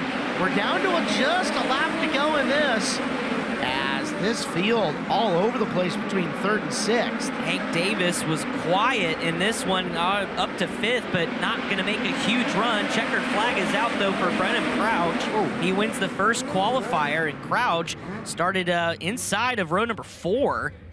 So a good points get for Brennan Crouch. Wow, that could really turn around your night. That's what you got to do, and that's a notable thing that happened there was Brennan was just a few spots or maybe a point away or two from hitting the front row of a qualifier, and now you kind of get a break there. Start 7th, and you got some chance to make up some ground. So that's another big key cutoff, like I talked earlier, from the C to a qualifier, but also from the front row to that 7th spot in the qualifier. If you're on the front row, it's hard to get some spots, but you might only be a point or two behind the guy in the front row, and you got all this ground to make up and all these points to be made, and Brenham took every opportunity there to make up for it. And I think 7-1 is probably top score of the night, period, so far. 130 yeah. is what that was worth for him. Yeah, so I mean, at the end of this deal, I think he's going to be in the first 2 or 3 rows, when it's all said and done. Big here at the very end, Logan. Hagar gets 4th in the final lap, shifting both Davis and Bubak back an additional position, backing them up on the grand scoring total overall, but 10-4 in and of itself is a monster run and put a bunch of points together. He'll probably be sitting pretty well towards the front end of a B main at this point for Derek. As let's go up top. Earl has got the winner in impressive fashion. Brenham Crouch. 7-1, Mr. Brenham Crouch. Dude, a hell of a run. That's going to give you great points going into the A main. Yeah, we didn't get any passing points there in the heat races. Tough to pass. We had Kaylee was on our inside, and she's just really good on that type of racetrack. So really was just going to take what we could get there. I knew we needed about 3 or 4 cars to just to get in, but 7-1 will definitely do. I can't thank my guys, Austin, Cindy, Riz, Brody, Chase, just everybody affiliated with our team. Wasn't a last-minute deal, but it definitely was kind of thrown together pretty quick. Just want to thank Jeff at IPC and Brody Hayward with Hayward Motorsports as well, along with my dad at CMS Racing. Hopefully we can produce some results for these guys. See what Brenham Crouch has a little bit later on, guys. 223 points unofficially for Brenham Crouch, and the average front row starter is a 225, so he is going to be very close, if not locked in there, depending on what happens. But we got qualifier number 2 on the racetrack, Caleb. Look at that front row. Oh, baby. Ricky Thornton Jr. and Landon Brooks, T. Mez and Corbin Ruschenberg in row number 2. Jonathan Beeson and Michael Kofoid in the 3rd row, with Colton Hardy, Jaden Rogers, Nick Drake, and Brant O'Banion along for the ride. 10 cars. Final chance for these drivers to score points in what should be a shootout amongst the top 6 of this one. Get maybe a 4-2 or a 4-1, and that could be huge. Corbin's dad, Scott, owns that race car. Spike with a Stanton SR11 in it, so full send, young man. Nothing to lose. Let's see what you got. As he's taking on Ricky Thornton Jr., Landon Brooks, and Jonathan Beeson, T. Mez, and Buddy Kofoid green out. Brooks gonna go down the hill, try to split the middle. He got a little shot there in the rear end from Corbin Ruschenberg, 3 wide for a moment. Lap 1 though, give it to RTJ. Brooks in 2nd. T-Mez sliding across the nose of Landon Brooks, battling for P2. He'll jump to the top side, 3 and 4. And how about Jonathan Beeson? You guys mess around up on top. I'll take 2 for 1. Thanks for the open door. Jonathan Beeson driving through, slides to the cushion. Brooks again through a very narrow opening. It's Beeson upside down and collecting T-Mez with him after a mess off of turn number 2. Started with Beeson up on the cushion, front end picked back up, tried to get it back down the hill, and you look at it, it looked like the exact same move by Brooks coming off of 2, trying to narrowly shoot back down and underneath. With T-Mez, he made it. With Beeson, didn't make it without an abundance of contact, and that started the chain reaction that just took 2 contenders and gave them a qualifier that they're going to want back. Beeson came into this one 6th in points. Thomas Meserol a little bit farther back in the 14th spot, but you can look at the damage there on the Hard 8HJ. Let's take a look at the IBOC replay and watch the top of your screen as Beeson slides. Brooks for 2nd. Comes down off the cushion in the front end of the Beeson car, colliding with the back of the Brooks car. One more look from the turn 1 cam. That impact to Thomas Meserol's right front, I'd be curious if he doesn't have some damage as well. You're right. You're trapped on the outside trying to get back down to maybe slide up underneath or at least get behind. And that took some of the fence down as well. Brian, you're live down Trek side. Got a mess on your hands. The most damage here is to the backstretch fence. Timez got pushed down to the bottom side entering turn number 3. Stopped there for a second, and they pushed him off, fired up, and he rolled back behind the field, and then Beeson got turned over and pushed to the work area. The crew just took a quick look at it and turned it right around to the racetrack. They didn't even try to touch anything and didn't give it a real big look over. I think they just wanted to make sure they got out. They didn't realize how much time they had with this fence repair. Logan. So, my biggest concern from what I saw real briefly was the left rear on Beeson, but it does seem to be holding up now. Logan, Jonathan was really, really fast there. If that car is intact, he's still got 8 laps to do this, to come back forward on this and make himself a decent score. Yeah, and luckily he was in, started in the 5th spot, so if he can even just get back to a top 5, with being, where he was 6th in points, top 5, he's going to be easily in the feature. So I really liked what I saw out of him. They were all racing really hard for the top, which was weird because a lot of guys were making moves on the bottom in the first one. So I even thought, in the first one there was a lot more speed to be made, especially in the bottom of 3 and 4. And everyone just seemed to gravitate to the top for some reason, and then it was like instantly fighting for the top there when there was a lot of grip on the bottom. So yeah, not only were they racing each other and slowing each other down on the top, but I thought especially in 3 and 4 the bottom was really good. Yeah. And Beeson was the only one down there really running it, and Buddy was kind of boxed in on the top, and he had just moved down to kind of follow what Beeson was doing. And yeah, no one seemed to be even wanting to look at the bottom when there's a lot of grip down there. So I was a little confused. Beeson was the only one really smart enough to just, stay calm and really run down there. And then, yeah, I mean, maybe just a little impatient, instantly threw that slider trying to get to the top. And, yeah, just, him and Landon Brooks made contact, and it all went bad for him. So pretty amazing as hard as he hit that his car's okay. Net result of this, Chris Wilner, is that everybody behind Beeson and Timez pick up 2 spots. That means 2 free spots for Corbin and 2 free spots for Buddy Kofoid. That's right. That's huge, especially knowing what Buddy's capable of. And now with a reset here, sitting in 4th spot, trying to get around Ruschenberg and then set his sights on Brooks and RTJ. Hate to say it, but it looks vastly easy now that he doesn't have to drive around Thomas Meserol and Jonathan Beeson, right? Just going to say, not only is it 2 free spots, but it's 2 guys that would have been extremely hard to pass. So, yeah, like I said, it's not only just two free ones, it's 2 that wouldn't have came easy. So he would have had to work for it, and now still got some work to do, but it certainly looks a lot easier from his seat right now. Kind of luck you need to have a Chili Bowl performance like you're looking for. Absolutely. 8 laps to go.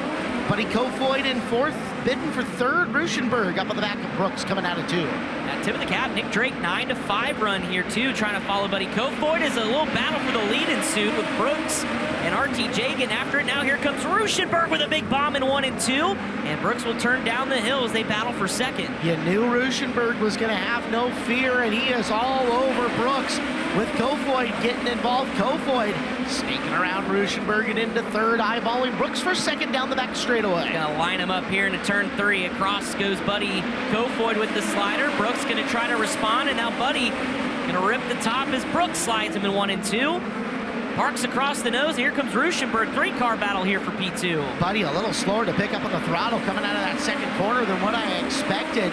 We'll see if he returns the favor into 1 and 2 this time. Brooks got way high up on the racetrack. Kofoid slides in front, but here comes the favor back at him. Brooks, Kofoid, and Ruschenberg for 2nd. 3 laps to go as here comes Ruschenberg again, going to try to capitalize, but Kofoid caught in the middle, has to get on the binders. This time, the bottom side goes Brooks. He'll slide himself. Contact with Ruschenberg. Over goes Buddy Kofoid in a big way. Trouble for another favorite here on Tuesday night. And boy, this is getting physical out here. Ooh, boy. Wow. That's a conversation starter, is it not? Phew, man, that's worst case scenario. Like I said, Buddy was obviously racing really hard there with Landon Brooks, and Landon just started going into defense mode and sliding himself every corner, and Buddy, obviously turned right to go to the top to make a run, and Yeah, that one got him right in the Nerf bar left rear area. So that's probably going to be the end of this qualifier for Buddy. Unfortunately, who's one of the most obvious picks. And now he's going to have to put that team is going to have to put a lot of work in getting a car back together for a B feature. Ibach replay inbound. Yeah. Not good. So take Kofoid out of the equation, who was running third, moves Timez back to fifth, and moves Beeson back to 7th with 3 to go. And we got some serious fence damage, actually. We're going to go red on the track. There is a gaping hole right in front of the Brian Gapinski broadcast booth, about probably a good 20 feet. That is a massive repair job. Brian, you're getting a really great look at the right front of that race car. Can you see the lower frame rail at all from where you are, or do you not have a great angle on it? Well, I can see the front end of it all the way up to where they've got the body panels there behind the axle. Everything looks pretty straight. It is really scuffed up here on the right front. It ripped the torsion stop off, or the torsion arm here. Well, now the bar's about to slide off on the other side. It just tore it up here. Obviously, you can see how scuffed up it is, but it doesn't look like anything is severely bent or broke on the chassis. They'll just have to put a whole new front end in this car to get it ready to go. All right, Brian, thank you very much.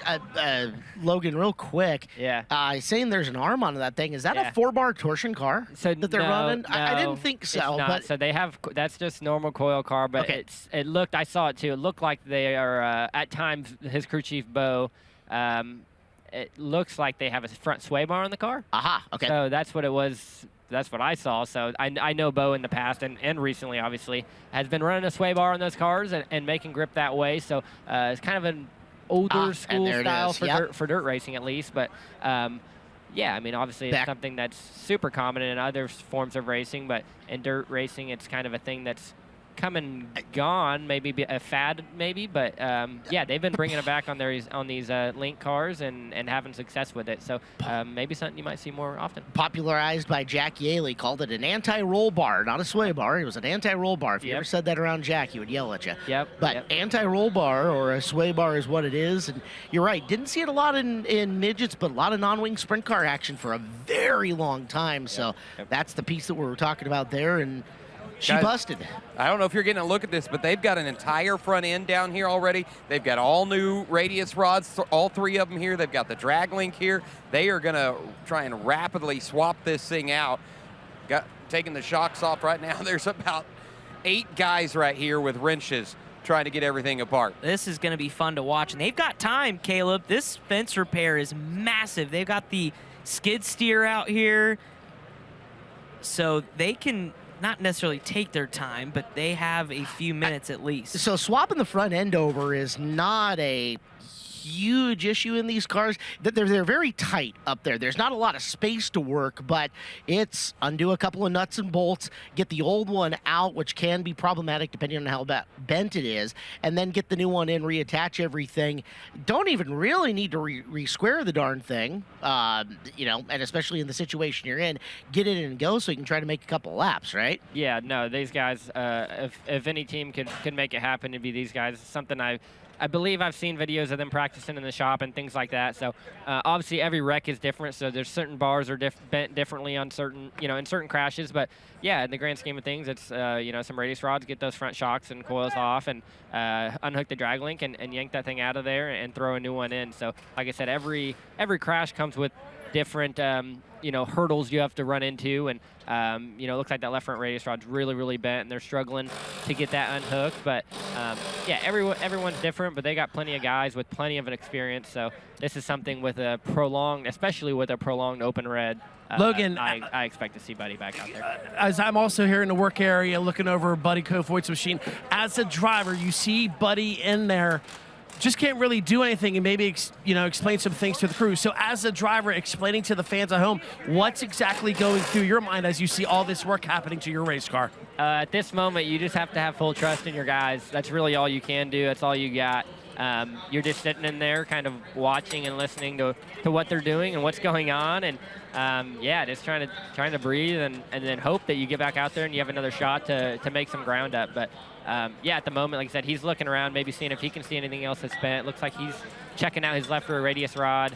He's got his hybrid unhooked at the moment just so he can look around. I'm sure he was probably starting to get out of the car, so he probably eventually will have to get everything hooked back up and get ready to go. But yeah, at this moment, like I said, it's pretty much chaos. What you're hearing on the stream here is even less than what you hear in the car. People are yelling and you know, handing stuff over and asking for tools and things like that. So it's pretty much a madhouse, and it looks like they're struggling to get this front axle out. If it's bent really bad, it could be a struggle to get it out. But man, still a lot of fence repair being done. So yeah, Brian tip of the Ward. cap too. Well, I was just going to mention also the fact that not only is the team down there, I saw Ashton Torgerson, Ryan Timms, Cannon McIntosh is over there on the right side. I mean, it's all hands on deck. Yeah, Cale Drake. Cale's a full-time crew guy as well. So not only is he obviously raced the cars, but he's one of the few drivers that is, you know, wears a crew shirt on the other days, and he's fully working on these cars during the week too. So he has no off days. He's working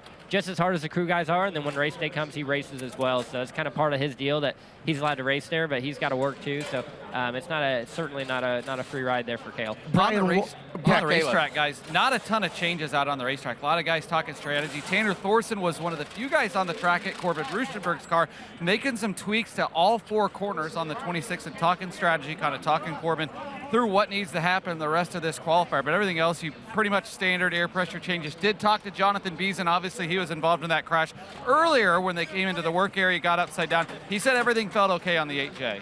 All right, Brian, I know that they're working on the front axle primarily. Are they doing anything with the sway bar? Have they addressed that at all? No, they pulled it out of the tube. Okay. Their biggest problem here is this left front shock is folded into a horseshoe, and it was putting everything kind of in a bind there with the drag length and the panhard, I guess, right up here. Everything was just kind of all bent, and it was making it really hard to get to the nuts to get everything taken apart. The right front is already done. They had everything apart. They've already got both upper and lower radius rods ready to go on the right, on the right side here. So here we go with the new front end going in. They're going to quickly put the right side together. They already threw the shock to the side, both radius rods. Everything is new, ready to hook up on the right front. In the left front, they're going to have a little bit more with the extra bars. You saw how much bend there was in the right front portion of that front axle, leading to a big problem trying to get it out. So, Logan, if they're not going to reattach that sway bar up there, which it sounds like they're just going to yard sale it for right now, it's going to make a big difference in spring rate on the front end of that car going forward for Buddy when he comes back out there. Yeah, I mean, I'm sure that's something that they'll take into account. But yeah, at the end of the day, at the moment, the biggest thing is just to get Buddy back out there and let him do his job to salvage what he can at this point. You know, I don't know. We still got a handful of laps left, 3 to go, it looks like. So not going to be a ton of time to make some ground, but every single spot, you know, is huge in this field. And being as high in points as he was, if he can just get a few, he could probably sneak into the back of the feature, not have to worry about the B, and then make sure they have time to fully fix this car and give Buddy, like I said, a chance to go do his job and do what he does best. And a guy like Buddy is one of the few in the field, I think, that can come from the back of this thing and drive through the field and still have a shot maybe to win or lock in. So, yeah, as bad as a position he's in at the moment, with this red, this could be a game changer for him, and it could be something where he salvages the night and makes a huge turnaround for his week. So. They are getting closer on the fence repair. It looks like they are making some progress on that here in turn 4. We're under red flag conditions for fence repair, and it involved second in points Buddy Kofoid getting the wrong end of a collision in the corner.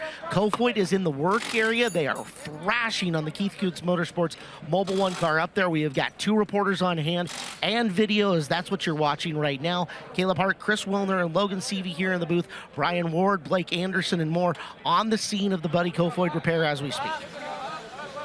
Guys, they've lifted this front end up, and I'm going to see if I can sneak in here. Well, I know Logan's got someone on the right side of the car that he's having a conversation Talking with Keith Coons. The Good. boss. It threw me off the shaved face art. I just saw the bottom chin. And I was, Keith just walked up, sat down, and said, I'm going to have a chat with Buddy here. So he's kind of been at the back of the car, Brian, overlooking it. Go ahead. Yeah. Logan, you're sitting here, it looks like they're getting close to making these repairs. Fortunate to have the red here to have the time to do that and get the car ready to go back out there. What goes through your mind during this time of sitting in the work area? Hope I can get back out and make some points up. Simple answer right there from Logan Seavey as they are finishing, buttoning it up. I'm up here. Sorry, go for it. There you go. Sorry. Logan's sitting Guys, right it's so chaotic. They cleared the crews. There's so many, just like what you could describe. It's so frantic here with everyone yelling at each other and asking for the tools, just like what Logan said there. And they're dropping the car, guys. They just put the car back on the ground, nose back on it. I think they're about ready to roll. I was getting nervous. I thought I was missing the race. It's like, dude, what are you doing in here? All right, so as we're watching, we saw him get the hub attached. We saw him get the rest of it through.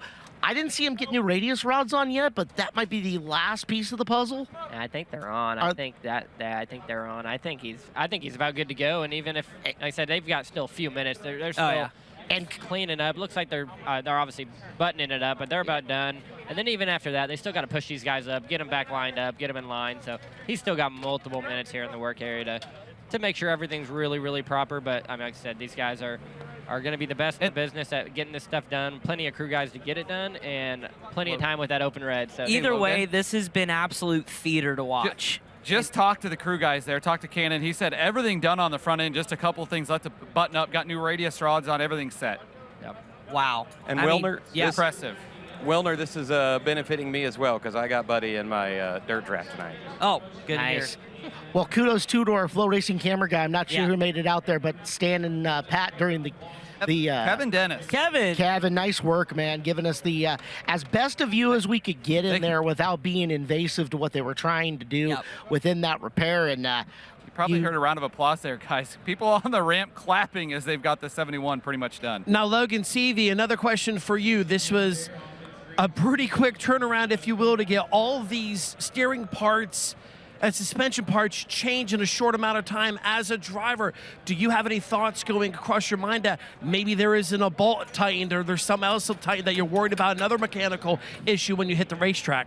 And I mean, no, when you got good guys, there's no doubt. These guys, they know what they're doing, and they're not going to send you out in a dangerous environment. So, yeah, if you're racing for a proper team that can do something like this, the odds of something being left loose are pretty slim. So, yeah, you just have to have maximum trust in your team, and guys like Buddy that can win this race would only race for guys that they trust. So there's no reason to have any doubts. Like he said, the only thing on his mind is go get some points, and I fully believe that's the only thing on his mind. So right now. double down on that. These guys just busted their rear ends to get you back out there. Yep. If you go out and you just ease around, you're not doing them a service for the work that they just put in, right? No, absolutely not. No, Like, it's on you now to go redeem it, right? Yep. No, I think that's the only thing on Buddy's mind at the moment is go get as many as he can. He's got 3 laps. Even if you can get 3 of them, that's a pretty big win, and he just gained 1 already. Holton Hardy pulls in and up the ramp. So wow.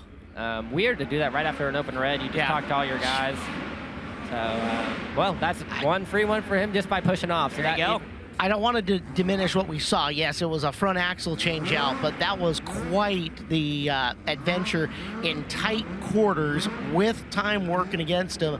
The Keith Goose Motorsports just put together. That was pretty incredible, guys. Yeah. Nice work by that team. Yep. So he's going to go give it a little gasser and make sure it all feels okay. Probably not going to feel perfect, but it's going to be close enough to like I said, hopefully get a few spots. If they had maybe some weight in the nose or a few turns in those springs, the ones they put on probably are not going to have all the adjustments ready to go. They could if that's something that they have the guys and the people to do. It just depends if they were that far ahead of it and that far into the game. So maybe they do adjust their backup springs. And how about this reporting for Brian Walker, who was down there, Walker PD on the scene. He said the crew even was about ready to throw in the towel as they pulled Buddy into the work area. It was Colby Copeland that stopped the side-by-side and said, "We can fix this." How about that? A competitor coming down the ramp and saying, "Let's go to work," and look at that. Brian Ward, we're going to green real quick. What's your plan here, Logan, if you're a driver? Ricky going to slide himself into one was the plan, I heard. You got the screen. So you look at the screen right here, and there's no one behind him straight to the top. So, that's the perk of the Chili Bowl leading. You got the screen to look up how good of a start you got, how good of a start did the guy behind you get, and he got a really good one there.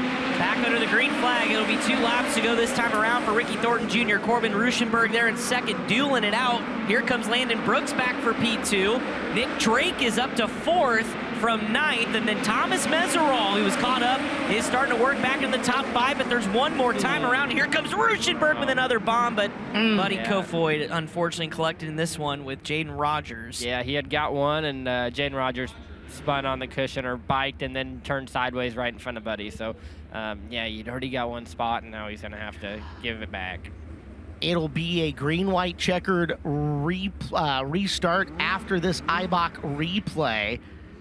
See if Kofoid continue to fire off and run once again, as here's a look at what happened in the corner. Chaos, and man, Kofoid nowhere to go. It's like Timez was coming off the cushion, like trying to point down back the hill, and Rogers was coming up the racetrack. Two met in the middle.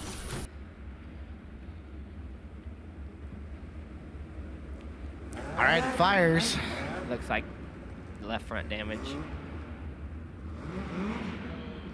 At this point, it's 2 laps, right? You can see the left front radius rods on the Nerf bar, so that thing's not gonna drive very good, especially if the drag link's hitting it. So, yeah, that's not a great spot to be in. Obviously, just worst case scenario for Kofoid, but same deal. If he can maybe sneak by 1 or 2, he's gonna get some points back. Beeson's made it back to 5th ahead of Timez here, with Drake, Ruschenberg, Brooks ahead of them. And Brooks and Ruschenberg have just been throwing haymakers at each other here. It's a chance if Drake or Beeson or Meserol line it up right to do something. For what it's worth, they did put Kofoid in front of Rogers on the restart, so could be a break he needs. Brooks not done with Ricky Thornton Jr. We're coming to the white flag. Landon Brooks down low, takes the lead from RTJ into 1. Here comes Ruschenberg. Oh man, stuffed Ricky Thornton Jr. into the fence, walks away with it, but it's Landon Brooks with the hero move off of 4. He'll win qualifier 2. Corbin Ruschenberg finishes in 2nd. RTJ, who led from flag to almost flag, finishes 3rd. Nick Drake from 9th finishes 4th. Jonathan Beeson rebound to a top 5. Meserol and Buddy Kofoid in 7th. Snookered one more on that very last one. Way to go, Kofoid. Wow. There were some drivers not making friends in that race. Guys, what an eventful qualifier that was. And we got 2 more to go. As the NOS Energy Drink Ramp Cam showing these crews coming up, and we've got camera guys running too. Yeah, I wouldn't be surprised with just all the action we've seen. Even, Yeah. The guy got ran over. On the track, you dumbass. Fuck you. You're fucking around here off down. You want some? Yeah, he does. Fucker. Come here. Enough. Enough. Come here. Enough! I said enough! I'd listen to her. Yeah. Stop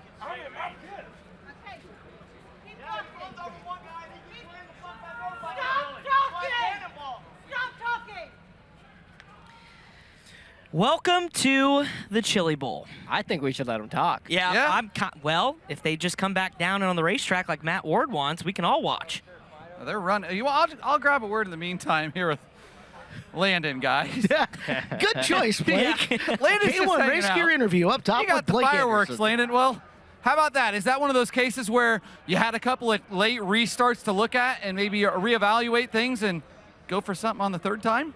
Yeah, I felt like everything I tried, if I half slid myself, then they would get a run on the top, or if I tried ripping the top, they would throw a bomb on me. So I just, I figured might as well try the bottom, and I felt like I tried everything I could before that, and I just couldn't get going. I felt like I had, obviously a car, faster than the leader. I just kept getting bombed. So, luckily I stuck the bottom really good. I don't think I've ever ran the bottom that good in my life. So, it worked out. Congrats. Thank you. Fireworks in qualifier number 2, fellas. Oh, just a little. Yeah. Hey, that's kind of what we expected at the shootout, and we never got that. Well, we just raised the stakes a little bit.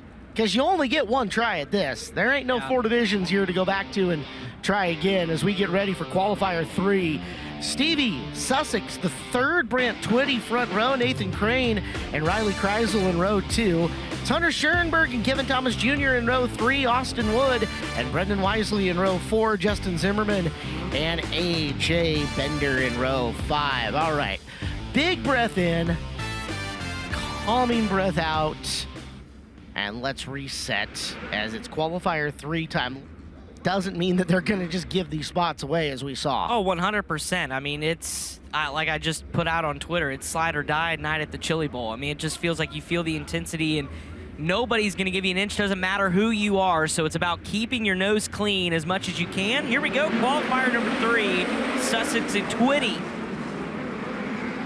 Lead him down to 1 and 2. Down the hill will go Twitty, but the caution flag waves, and it looks like Terry didn't like it.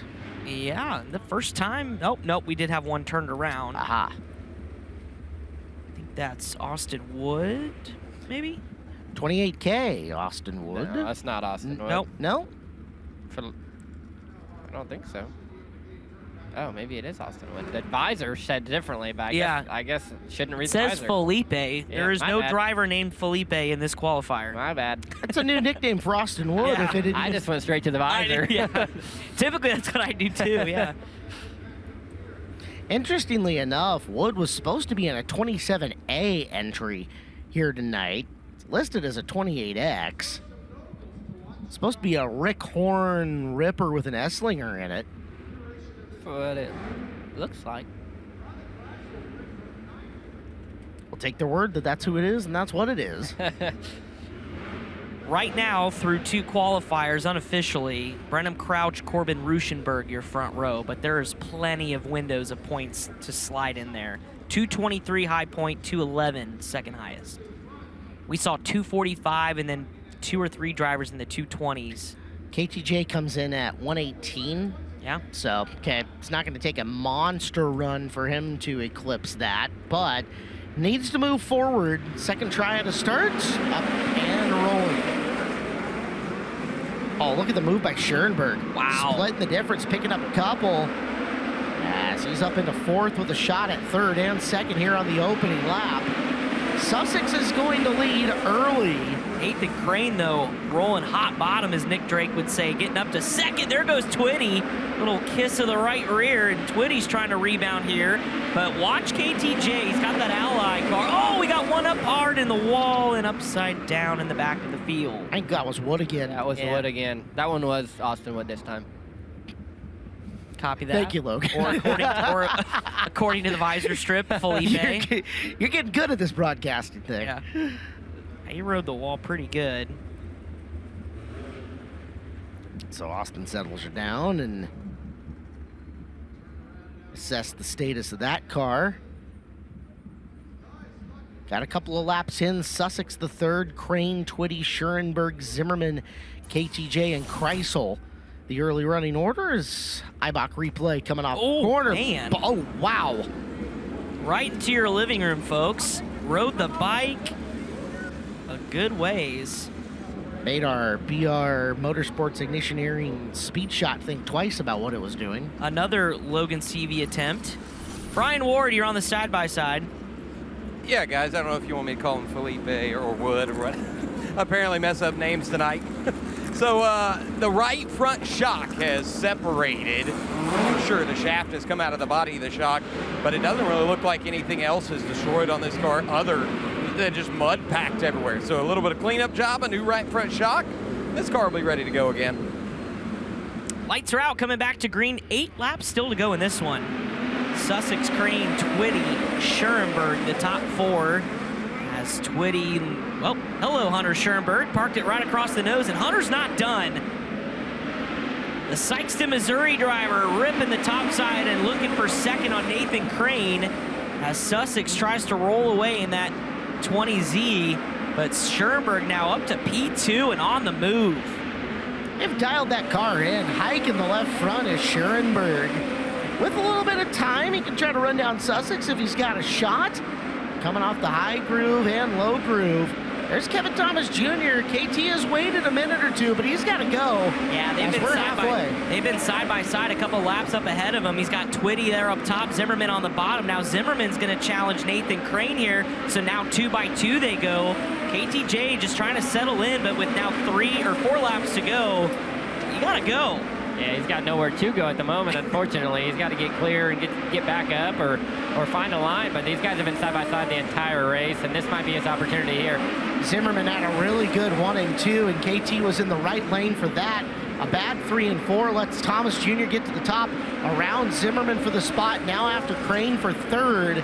To the bottom. Oh, almost contact coming off the corner. Oh, that was close, and he wanted to go to the bottom, but Crane chose the middle, and so Kevin Thomas, see you later. 2 for 1 down the back straightaway. White flag coming out this time around. KTJ now going to move up to P3. Stevie Sussex, the 3rd, has got this. Schoenberg, an excellent run from 5 to 2, and Kevin Thomas Jr. 6 to 3 as the checkered flag flies here in our 3rd qualifier. And don't be shocked if you don't see Schoenberg and KTJ now up near the very front of this field. So Schoenberg came in with 111, a 5 to 2.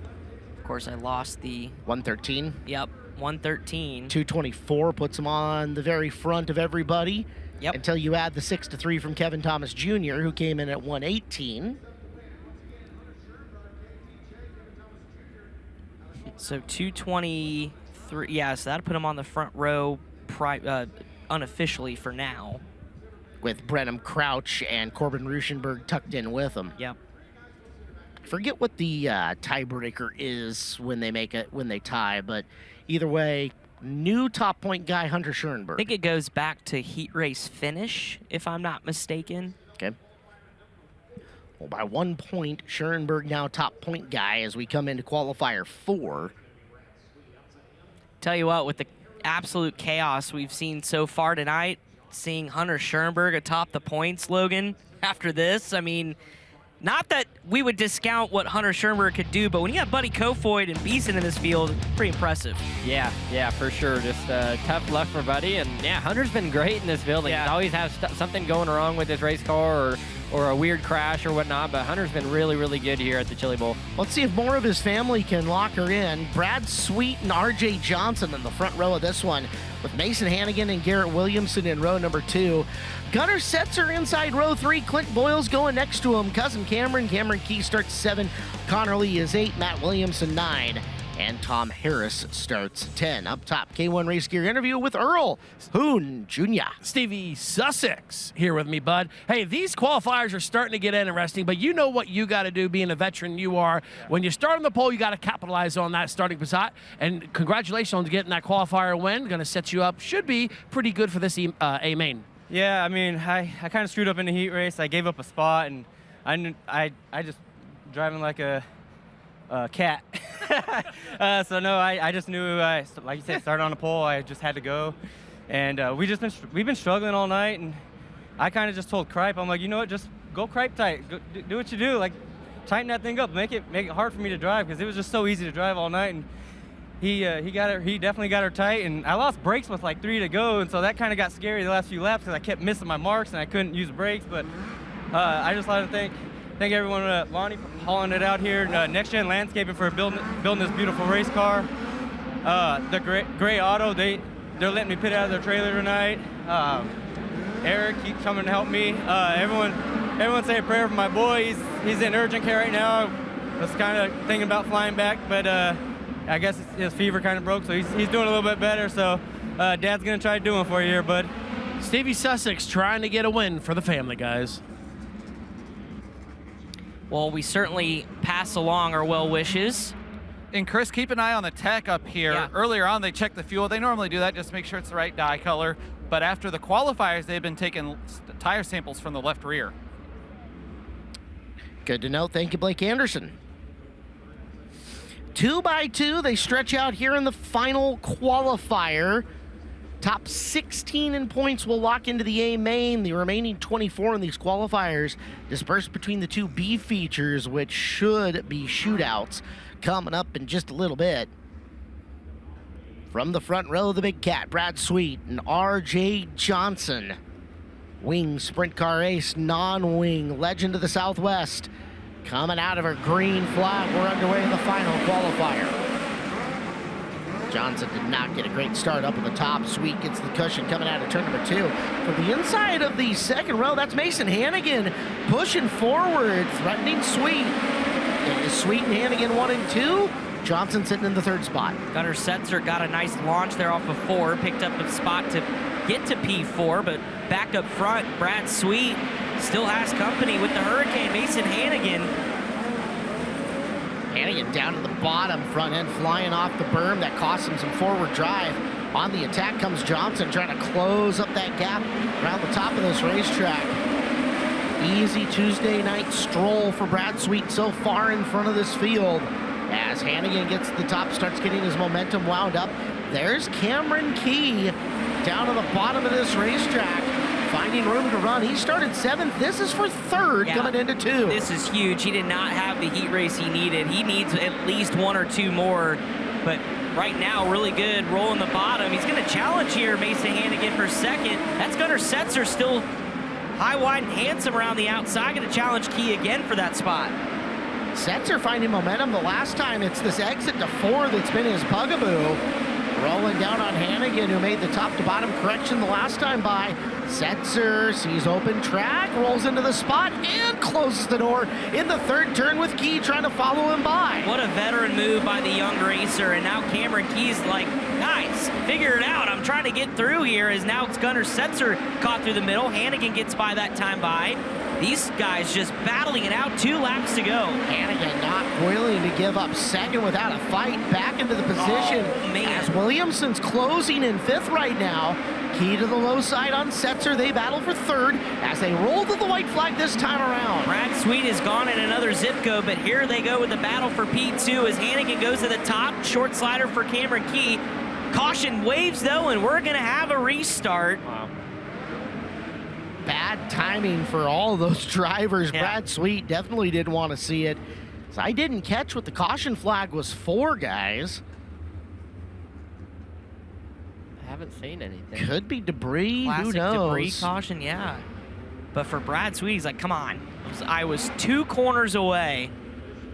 Could be huge here for Clinton Boyles. Him and Williamson went backwards pretty quick there on that start. I'm not sure if they just got kind of hung behind. We talked about R.J. Johnson and got a really bad start, and I'm not sure if they just went backwards from there. And I seen Clinton Boyles and Williamson 7th and 8th for most of that race, and they've mired their ways, or got their ways up to 5th and 6th now, but maybe a couple laps here to get them a few more. We know Gunnar Setzer's going to be on the throttle here to try to get around Mason Hannigan. Hannigan started doing the defensive slider line there at the very end to protect. We've seen that work. We've also seen it come to bite drivers at the late going, so. Depends on the guy next to you and how aggressive he is, willing to move you out of that spot. We'll find out.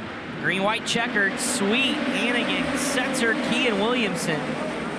Say this about Mason. Mason knows his stuff. He knows his racecraft, where to be and when.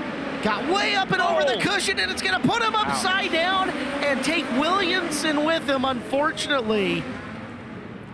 Right as I'm singing his praises, unfortunately, for Mason, got up and over 3 and chain reaction to grab a couple more as Williamson into him, and is that Lee's 32L as well? Looks like it. So 2nd, 5th. Yeah, 2nd, Garrett Williamson's 6G, who was 5th, and Lee's 32L, who was 7th at the 3 involved. Well, Clinton Boyles picks up a spot. He'll go to 5th. As Garrett is already out of the race car, helmet off. We saw him walk away absolutely in disgust. Nowhere to go. Brian, you're live from the accident scene. We've got some mangled race cars and some upset race car drivers. Yeah, Garrett's expressed a little bit of frustration. We'll get him here in the side-by-side and see what he has to say. Hannigan climbed out of the race car there just now, too, but let's get a word in here. Throw of the steering wheel down on the ground, some frustration. He came over to have some words with Mason. Yeah, just unfortunate. You know, Dennis and the guys just gave me a beautiful race car there. I felt really good and really tried not to push the car too hard. Just wanted to really get into the to the A because I know we had something decent. You know, Mason, I don't know what he's doing. He stepped on it 3-4 times there. I told him just to get a clue, you know. If you can't race up there, then get out of the way. He biked it up 3-4 times. Just unfortunate, you know. Someone else's mistakes ruined our night, and the car's junk now. The left front shock tower's blown off, so who knows if we'll be able to weld something up for the B or what, but really unfortunate. We had a really good race car. Tough words to hear, and that is exactly right. As I take a peek over there, the shock tower is broken right off of the chassis.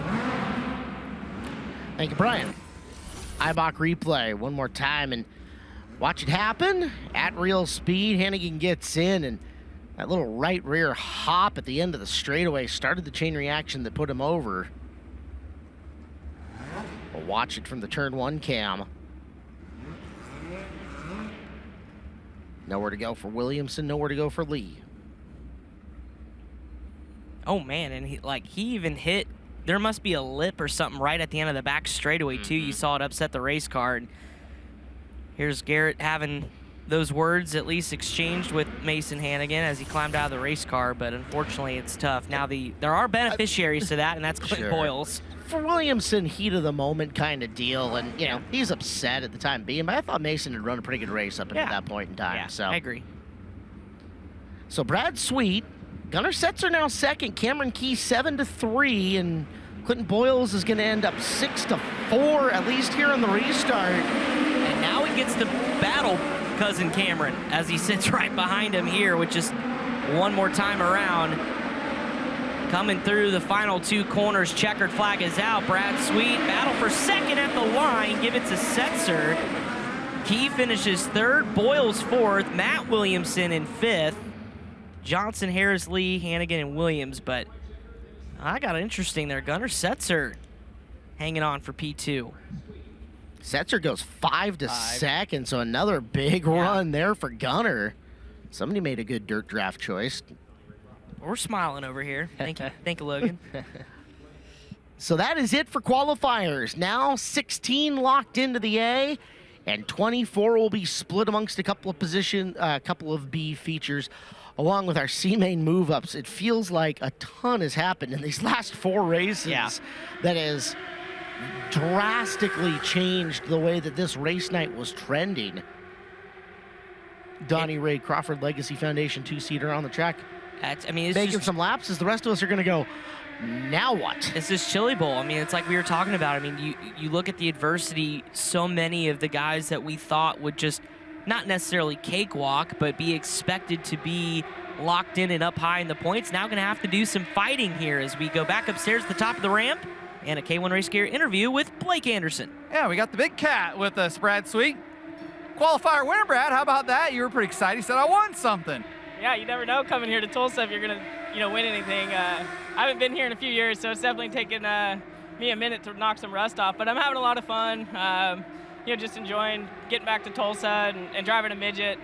Sometimes you forget how fun they are. But I want to say hi to my wife and daughter back home. They're not here with me, but I know they're watching. And I might not get to just have another Victory Lane interview, so I want to say hi. But, just can't. Obviously, the RMS team's working hard to try to get me comfortable, and they're doing a good job. So we got Texas Motor Speedway and Las Vegas Motor Speedway and Kubota High Limit on the side of our car, and just want to thank Matt Estep and EnviroFab for letting me drive this thing. What's that adjustment like of being out of a midget for a handful of years and getting back in one, trying to get comfortable so quick? Yeah, it's kind of fun as a race car driver to challenge yourself. You get real one-dimensional when you only focus on one car. So really been kind of enjoying the process to try to get myself comfortable and maybe being a little uncomfortable and just more as I gotten older, just enjoying these moments. I don't know how many more Chili Bowls and how many more times I'll be competitive. So just trying to enjoy it and trying to, challenge myself and be relaxed in the car. And I actually felt pretty comfortable right there. So we'll see what we can do in the A. Brad Sweet, guys, he's a former King Doodlebug winner at Knoxville Raceway in a USAC midget. The midgets at Knoxville, boy, they were a beast to watch there, guys.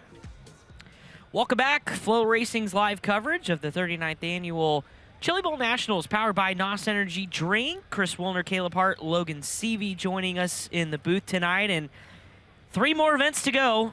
Caleb, we got 2 B features, and it all leads into tonight's 30-lap A main event. And boy, the fireworks have been going off on Tuesday, haven't they? Man, I'll tell you what, just looking at the B features, and the front row of both of the Bs could easily be the front row of the A main event tonight. Yep. And not a single person would blink an eye. And I have to imagine that these B mains are going to be contentious at best. And once we get to the A main event, we could even ratchet it up a level from there. We have had some hurt feelings, we've had some hurt race cars, and now we're going to have some drivers driving from deep in the pack to try to make a B, and some drivers up at the front of these B mains that are thinking they deserve to be in an A and still have some work to do. Yeah, 100%. I mean, you hit the nail on the head when you look at the front row for each of the B features. You've got some names scattered throughout that as well. Looking at B feature number 2, guys like Chance Morton that made monster runs in the heat race, but had it go by the wayside in the qualifier. Gonna have to do some work. But here's B feature number 1 on your screen, and how about that? B's in season and Hank Davis, your front row. 2 guys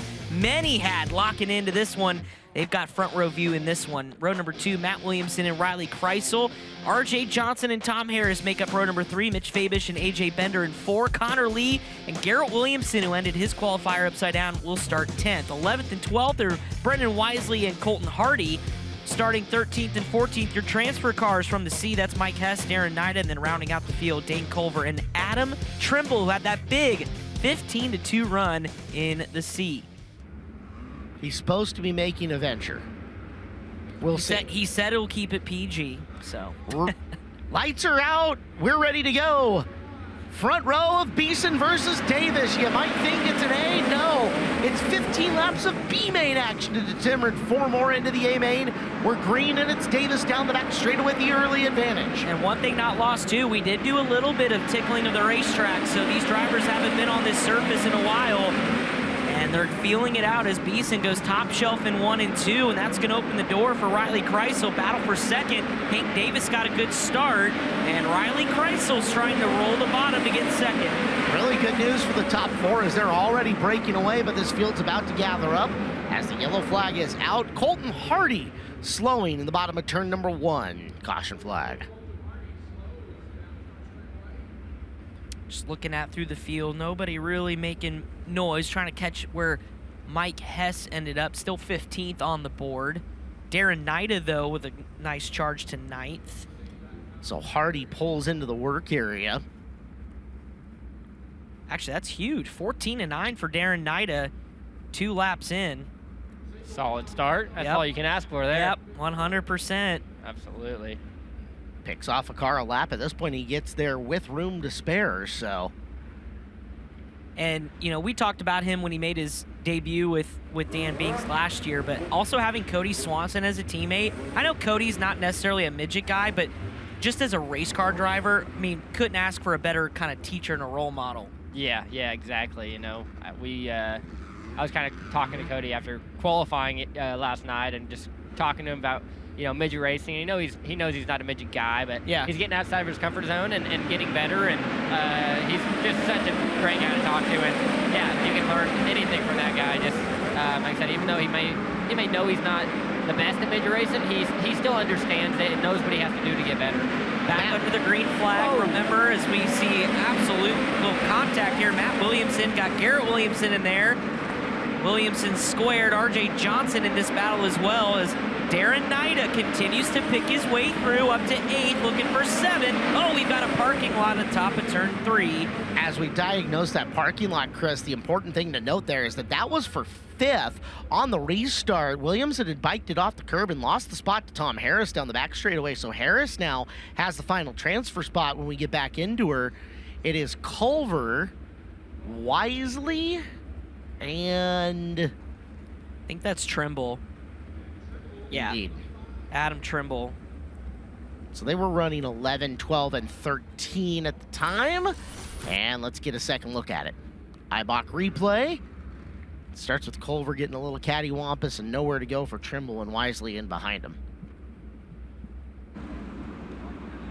Brian, you're live. Guys, Wisely's car's got this left side nerf bar just KO'd back into the left rear tire here. It's not going to be able to roll, so they've called for the hook on it. I think he was trying to get pushed over to the work area to see if he can get it fixed, but we're going to get it on the hook here. we'll see if they can do anything and get it back out here, but right now we're a waiting game, so they probably won't have any time once they get over to the work area. Sawzall can do wonders, and it can do it in a hurry, but they're going to have to hurry if that's going to be the case. Wisely patiently waiting. Tire still looks relatively inflated as there's Fabish, our New Zealand driver, flying the All Blacks flag, waiting to push back off.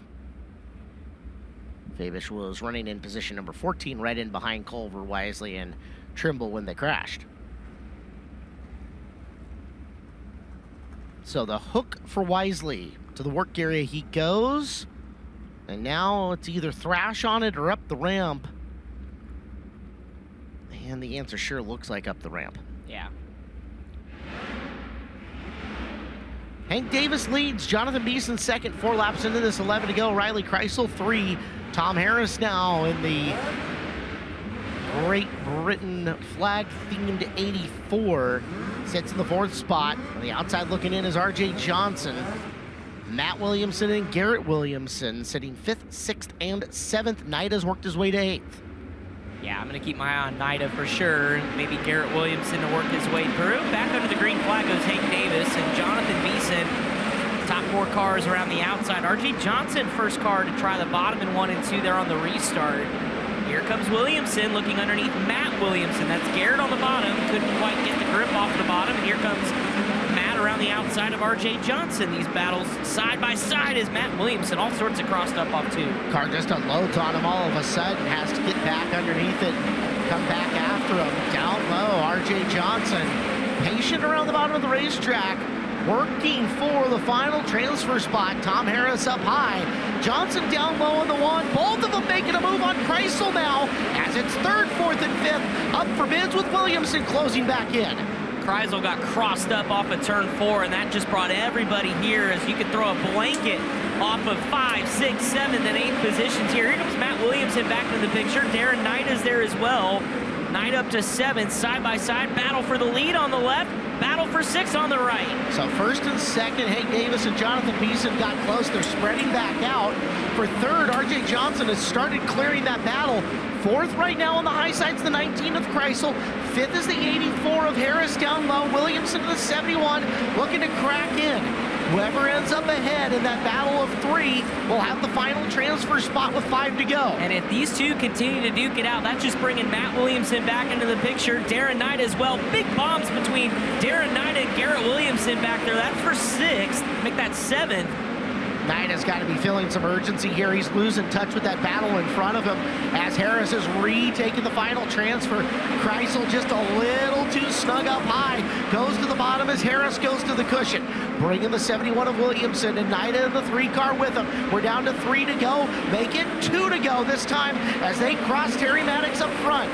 Harris down low, throws the block on Kreisel. Kreisel off the berm. Here comes Williamson back around the outside, looking for the final transfer as they go into 3. Battle for the lead here at the white flag. Battle for the transfer spot on the right. How about this run for Matt Williamson? Trying to get it done from Tom Harris. He's got the spot off of turn number 2. Through turns 3 and 4. Battle for B feature number 1. Oh, and the caution waves. We've got Darren Knight plugged upside down on the backstretch.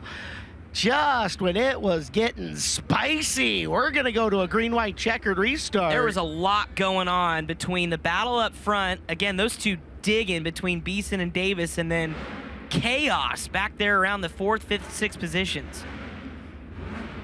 So it's Davis, Beeson, Johnson, and should be Williamson here on the restart. As let's get a look, and it was Garrett Williamson and Nida battling for a spot before Nida goes around. Oh, and Hank Davis about stalled her out.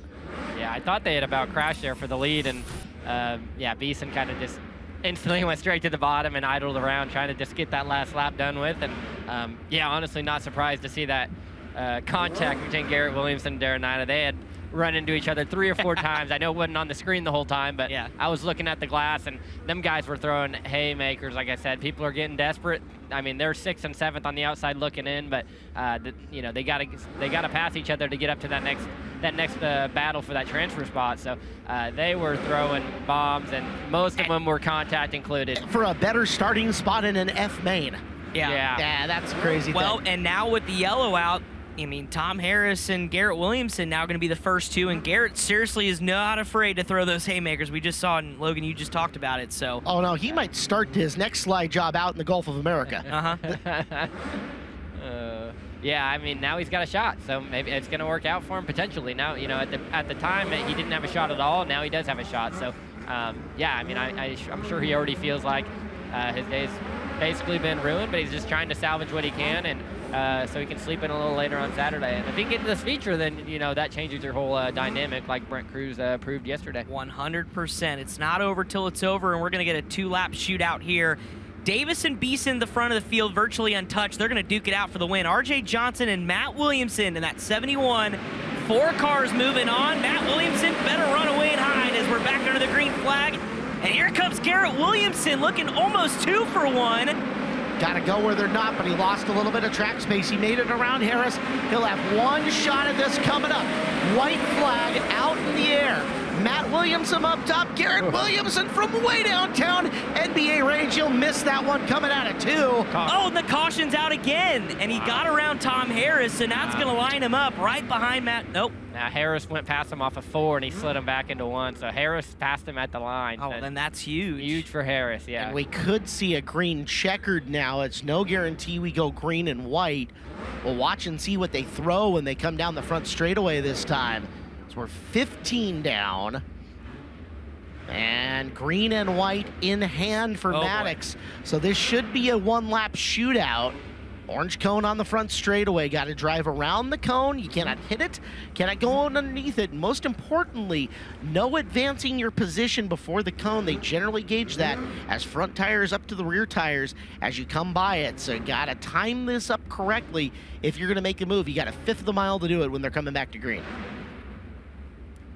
Tom Harris, it's all on you. How aggressive are you going to be in a 1 and 2? Because you know the drivers behind you, like Garrett Williamson, are going to do it. Logan, what do you do if you're in the... Oh. Who do we got? And black flag to... Fabish. Yep. In 11th. Wonder what for. It's pretty rare to see a black flag here. Guys, I think that was as simple as the driver not getting in line. Officials kept pointing and pointing and pointing, and the 95 was staying side by side with someone, so I think they just said, forget it, you're off the racetrack if you won't get in line. Well, that's good heads up, Brian. Good reporting. Yeah, absolutely. And, of course, all the drivers mandated to wear receiver one-way communication radios, and if it's not working and you're relying on the officials, got to pay attention. That's exactly what it was, guys. Wouldn't get in line. Just talk to the officials top of the ramp. All right. Well, we're going to settle it. 1-lap shootout here in B feature number 1. Davis, Beeson, Johnson, Matt Williamson, your 4 in as of now.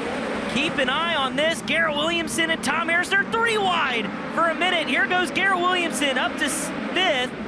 He's going to have one more corner. Matt Williamson hikes the front end up. It's a drag racing. Garrett Williamson gets the 4th and final transfer spot.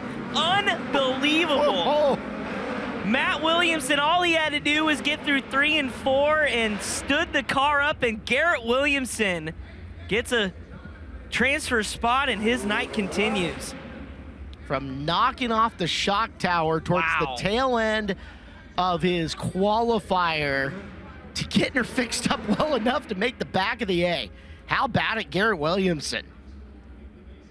Who won? Hank Davis did. Good to know. I mean, it was a great battle at front, too, until we got those late yellows. But Garrett Williamson definitely the storyline in this one. His night continues from upside down, broken shock tower. And here's how it happened on that final restart. On the bottom, just muscles Tom Harris out of the way.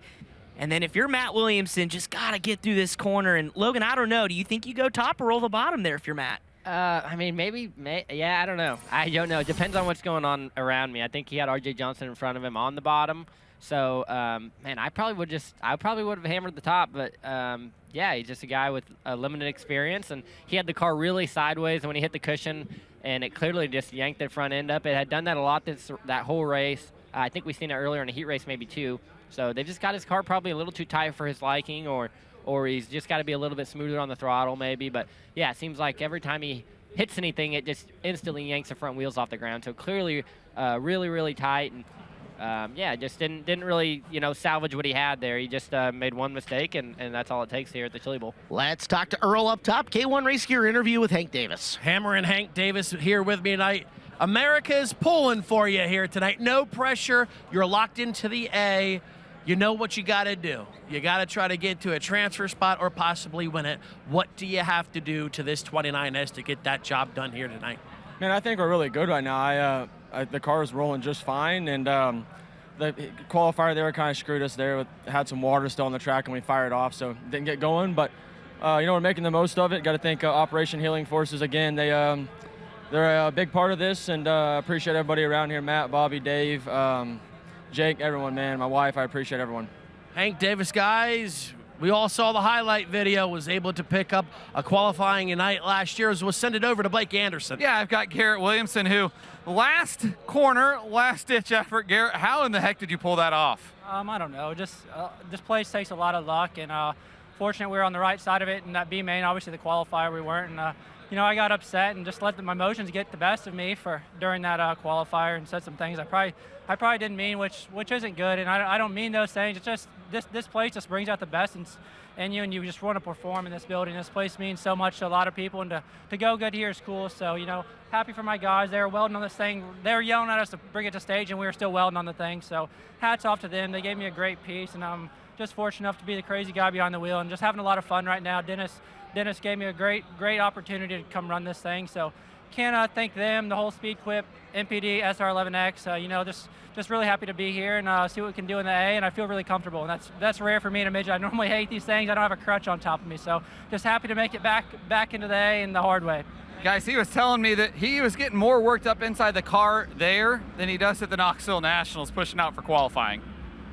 Yeah, I have no doubt about it. Let's take a look. You see the weld job there, Caleb, on the shock tower. Yeah, it must have taken what they had ripped off and just put a quick patch on the thing to get her back on the tube and up and ready to go. Hey, it held. It's got to hold for 30 more, and then they can take her back. I was going to say, but the fact that you could hear the sense of relief in his voice just making your prelim A main, I mean, at worst, you're going to be at the front of an E main on Saturday, and so that just absolutely saved the rest of his weekend. All right, but we've got one more, Caleb Harden. Do it's we not any ever? easier. No, how about Ricky Thornton Jr. and Buddy Kofoid on the front row of this? Nathan Crane and T. Mez on row number 2. Brant Twitty, Chance Morton, Brant O'Banion and Ty Gibbs, Mason Hannigan, Jaden Rogers, Austin Torgerson, and Austin Wood. But wait, there's more. Your 4 from the C include Caleb Stelzik and Zach Daum, Corey Smith, and Kyle Simon. 16 cars, 15 laps. Top 4 in this one start 18, 20, 22, and 24 in the A main. Lights are out, 15 laps around the Expo Raceway. We're looking for 4. Remember, on the ticker, the yellow boxes signify who is in and who is out. Storylines aplenty here on Warren Cat qualifying night. Some feelings could get hurt. Ricky Thornton Jr. and Buddy Kofoid, the front of the field. Green flag is in the air. It's an excellent start for Ricky Thornton Jr. Slides himself going into turn number 1. Bringing Kofoid with him. Buddy going to go down low. He'll drag the bottom. It's Kofoid versus Thornton. Kofoid leads on lap number 1. RTJ is second. Third Team as 4th. Crane, as Dom Watch begins, he's up to 13th on the opening lap. Oh, and Ty Gibbs just got plugged into the wall. He's got Austin Torgerson there right behind. One up and over the berm. That's chaos back here, and Zach Dom has already made his way through. He got through there relatively cleanly, bounced off a couple, but he really got through and passed a bunch of cars. So Zach's making great progress already. It looks like he's by 7 or 8 in the first 2 laps. Oh, big bomb back in the field. I don't know how we didn't have one upside down, but you're right. Zach Dom down to the bottom is going to track down, I believe up ahead of him is Brant Twitty, Caleb Stelzik as well, but here we go. T-Mez battling here for second. There's Ricky Thornton Jr. on the outside. Slide or die with RTJ. Yellow lights blink on. And this is what Dom would need just to get everybody bunched back up. The top 3 or 4 began to pull away. He got to 7th in a really short run, did Zach. That went about as good as it could have for him. He went from the drop to the green and made every right decision. And yeah, he's only 3 spots out. We still have 11 laps to go. Here's a look at the Eibach replay at what happened in the chaos. Brant Twitty, it's the white, blue, and black car that we're watching for. This is lap number 1. Yeah, that was Brant O'Banion doing a full 360 off the right rear of Mason Hannigan. Drove right away. And great job, too, everybody avoiding that. There goes Zach Dahm right on the bottom. Yeah. So Dahm up to 7th. It's Stelzig, Crane, and a guy who has had a really fast race car tonight, Chance Morton, currently has the 4th and final transfer spot. As we're going to go back to green, and Team Ez is going buddy hunting. He is. Poked his nose underneath Buddy Kofoid, has to think better of it. Goes top shelf at 3 and 4. Ricky Thornton Jr. contact a little bit when Chance Morton loses a spot. There goes Stelzig to the bottom as Thornton Jr. will slide himself, but off for a lot as there goes Stelzig to the inside. Ricky's having some problems here. Stelzig threatening him for the final transfer spot. Down around the bottom of the racetrack, Stelzig has it now. So Thornton Jr. is going to have to race his way back in. And waiting in the wings is Zach Dahm. He's starting to close into these two as they were getting after it. Dahm on the bottom there right behind as he creeps into the picture. But again, they're starting to get strung back out, so got to crack the whip here if you're Zach Dahm, hoping these two continue to battle it out. Top's starting to get a long way around in 1 and 2. Thornton Jr. making good ground, though, in turn number 4. Digging for it. Does he have it at the line? He does not, as O'Banion's going to lay it over. We got our Logan Seavey. How about that? That was textbook. Wow. I didn't get to see who that was to give credit. We'll hopefully see a replay of it, but that was Shades Alenko. Corey Smith, maybe? I think it was either him or the... Twitty. It looked like a blue car. Yeah, I thought that was Corey Smith. We'll watch the Eibach replay. That was impressive. Here's O'Banion laying it over and nowhere to go but the wall. Why not? Oh, no, that's Austin Wood. Yeah. So Austin Wood, who's had trouble all sorts of the place in his qualifier, makes a brilliant avoidance move. Look at that. Why not? That was nice. Felipe showing his moves. Felipe. I want to give a quick shout out to Brant O'Banion driving for car owner Mark Birch. Mark Birch actually the car owner for Danny Lasowski when Lasowski picked up his 100th win at Knoxville Raceway. But Mark does a really cool thing with his race cars, guys. He puts Team Jack on all the cars. Team Jack, a foundation out of Nebraska that raises a lot of funds and a lot of awareness for pediatric cancer. Yeah, we've seen the Team Jack cars several years here inside the Chili Bowl, and what a great organization that is. Racing for a cause, always very special. Indeed. Mark does a phenomenal job with it. If you remember, 10 years ago or so, at the Nebraska spring game, a youngster scored a touchdown. That was actually Jack, a pretty cool moment that kind of took over the internet and took over Sports Center. That's awesome. World's fastest accountant, Mark Birch, if I remember right. Yeah. That is a fact. Well, we still have 7 laps to settle this one. Zach Dahm, Ricky Thornton Jr. waiting in the wings. Caleb Stelzig in that 4th and final transfer spot as Buddy Kofoid and Timez lead it back to green. Stelzig wants to get out of 4th and into 3rd. He goes to the bottom on Chance Morton on the restart. Meanwhile, Dahm going to try to follow up the bottom of the racetrack here and pick up a couple of spots. Zach stays down low. There's 2 spots for Dahm down on the bottom. He's looking for another as Morton's directly ahead of him and Dahm's in 4th. Zach Dahm, you are in a transfer spot, but he's not done yet. Caleb Hart as he continues to wrap the bottom. Chance Morton is next, but Caleb Stelzig doing a nice job, and then the block line there is Dahm. Yeah, Twofer gets up to the top, and Ricky Thornton Jr. goes 2 for 1. That's the final transfer sport that Thornton Jr. has as Caleb Stelzig muscles up and coming through. He'll retake position number 5 with just a few laps left to go. Slider from Dahm to retake 5th. Down the back straightaway, wheel stand, he's got it to the bottom to block, and now Dahm's gonna have to hunt back down RTJ for the final transfer. He was digging off a turn 4 there on the bottom. He's gonna use that berm around the left front to get it to turn. He's gonna start to close back in just a little bit. On the left side of your screen though, Timez not letting Buddy Kofoid run away into the Tulsa night here in this B feature number 2 as we watch Zach Dahm on the right start to try to reel in RTJ. How much would Thomas Mesraw love to pass Buddy Kofoid here at the end with 1 in the air? Thornton Jr. up top. Dahm down low, side by side for a second into the final set of turns. Momentum on the side of Thornton. Short way around the bottom for Dahm. Given to Ricky Thornton Jr. with yellow lights blinking on. Checkered flag is in Terry Maddox's hand. Yep. And I think the first few had crossed, so this is going to be done.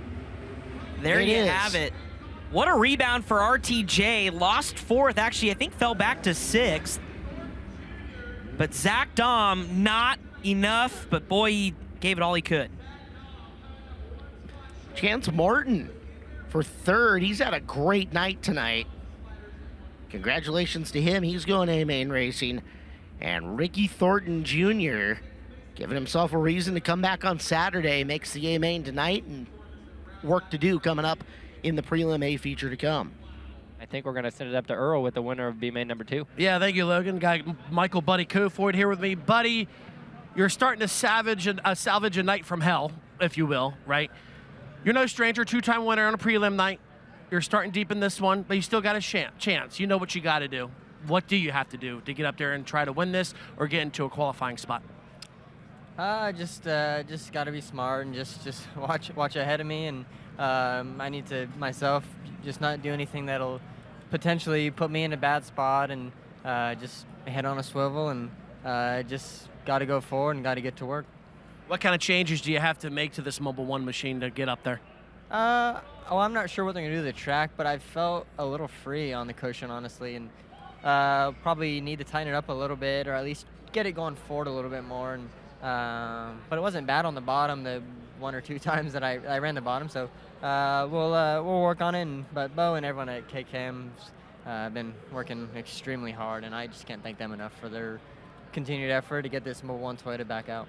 Never say die attitude for Buddy Kofoid, guys. He's going to start deep in this same main, but you know he's going to put on a show, as we'll send it over to Blake Anderson. Well, Chance Morton, a year ago, your prelim night ended in the C main. Tonight, a chaotic B main to lock into the main event.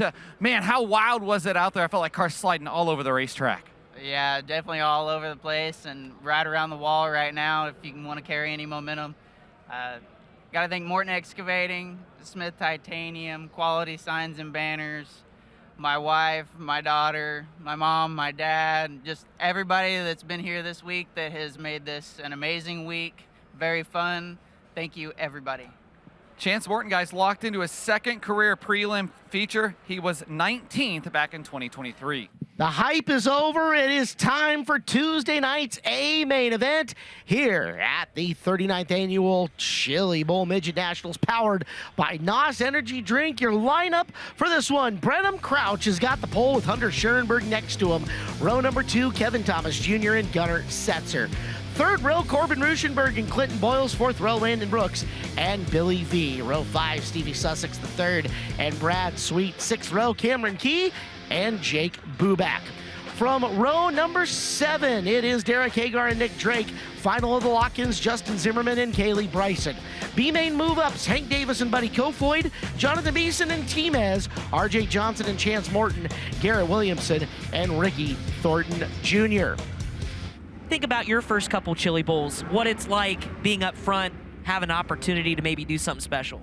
Yeah, no, this is a feeling like any other. This is, especially as a youngster, I'm not sure if this is his first Chili Bowl or second, but he's young. He's obviously, got tons of room to grow, but to be already up in the first 2 rows here on, one of his first tries here is really impressive. I've seen him race outdoors a few times, and he's really, really fast, and he, makes good decisions for the most part. So, it's going to be interesting to see what he can do. It's Setzer's rookie voyage.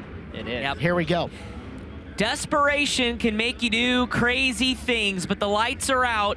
We are coming to green. Brenham Krauts, Hunter Schoenberg, Wardcat qualifying night. A-Main is underway.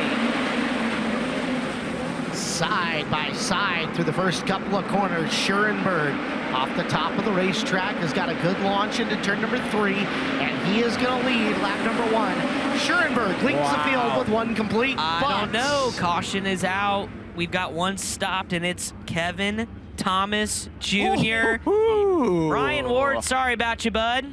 It's not over. Still got 30 laps. It's true. And there's a lot of fast guys who are now at the back of the field, including, I guess, what would be your prohibitive favorite of the front 3 rows coming in. Let's watch again. Look at it here. Oh, there it is. And I believe that was the 26 of Corbin Ruschenberg. We've called that name out a few times. Man, I would bet everything I got that we just went green and the bottom was really, really greasy. You seen how slow everybody was going off a 2 on the bottom. The whole outside row got a huge run, and it looked like he went down in the bottom at 3 and hit a bunch of grease, and he had the wheels to the left. And then when he got in the slick, the car cranked sideways a bunch, and he was just trying to get back to the bottom, and obviously Corbin shoved it in there, and contact was made. But yeah, I mean, I think that was fully a result of maybe just track not fully ready, and that's pretty heartbreaking to put yourself in position, and then we go green when the track's still a little wet there on the bottom. So yeah, I don't know. He's got 30 laps to try to make up some ground now. Not the position you want to be in at this point in time, because not only at the back, but look at all the guys now you have to drive around that you were in front of previously. Yep. Second try, same front row. Schurenberg and Crouch. Schurenberg piloting the Vermeer Motorsports 55 coming up. Crouch going to be in the high limit room himself. Ruschenberg upper row, inside row number 3. That whole inside row gets underneath as the green flag is out. Try it again here at Warcat qualifying night. I'd expect the bottom to get a much better start this time, and it does. Corbin Ruschenberg already looking for the lead here. Landon Brooks got crossed up off a 2, but the battle for the lead. Lap number 1, though, is going to go to Crouch. Here comes Hunter Schurenberg, throwing it in on the bottom. He's going to grab P2 off of turn 2. So Schurenberg led the initial start. Crouch gets round 2, and now Schurenberg misses the bottom coming off the corner. He'll drift up there 3 wide for the spot, and yellow, and a pile here in turn number 4. Yeah, Brad Sweet took an absolute lick on the top side of turn 4, upside down. Jake Buback with him in the 27B.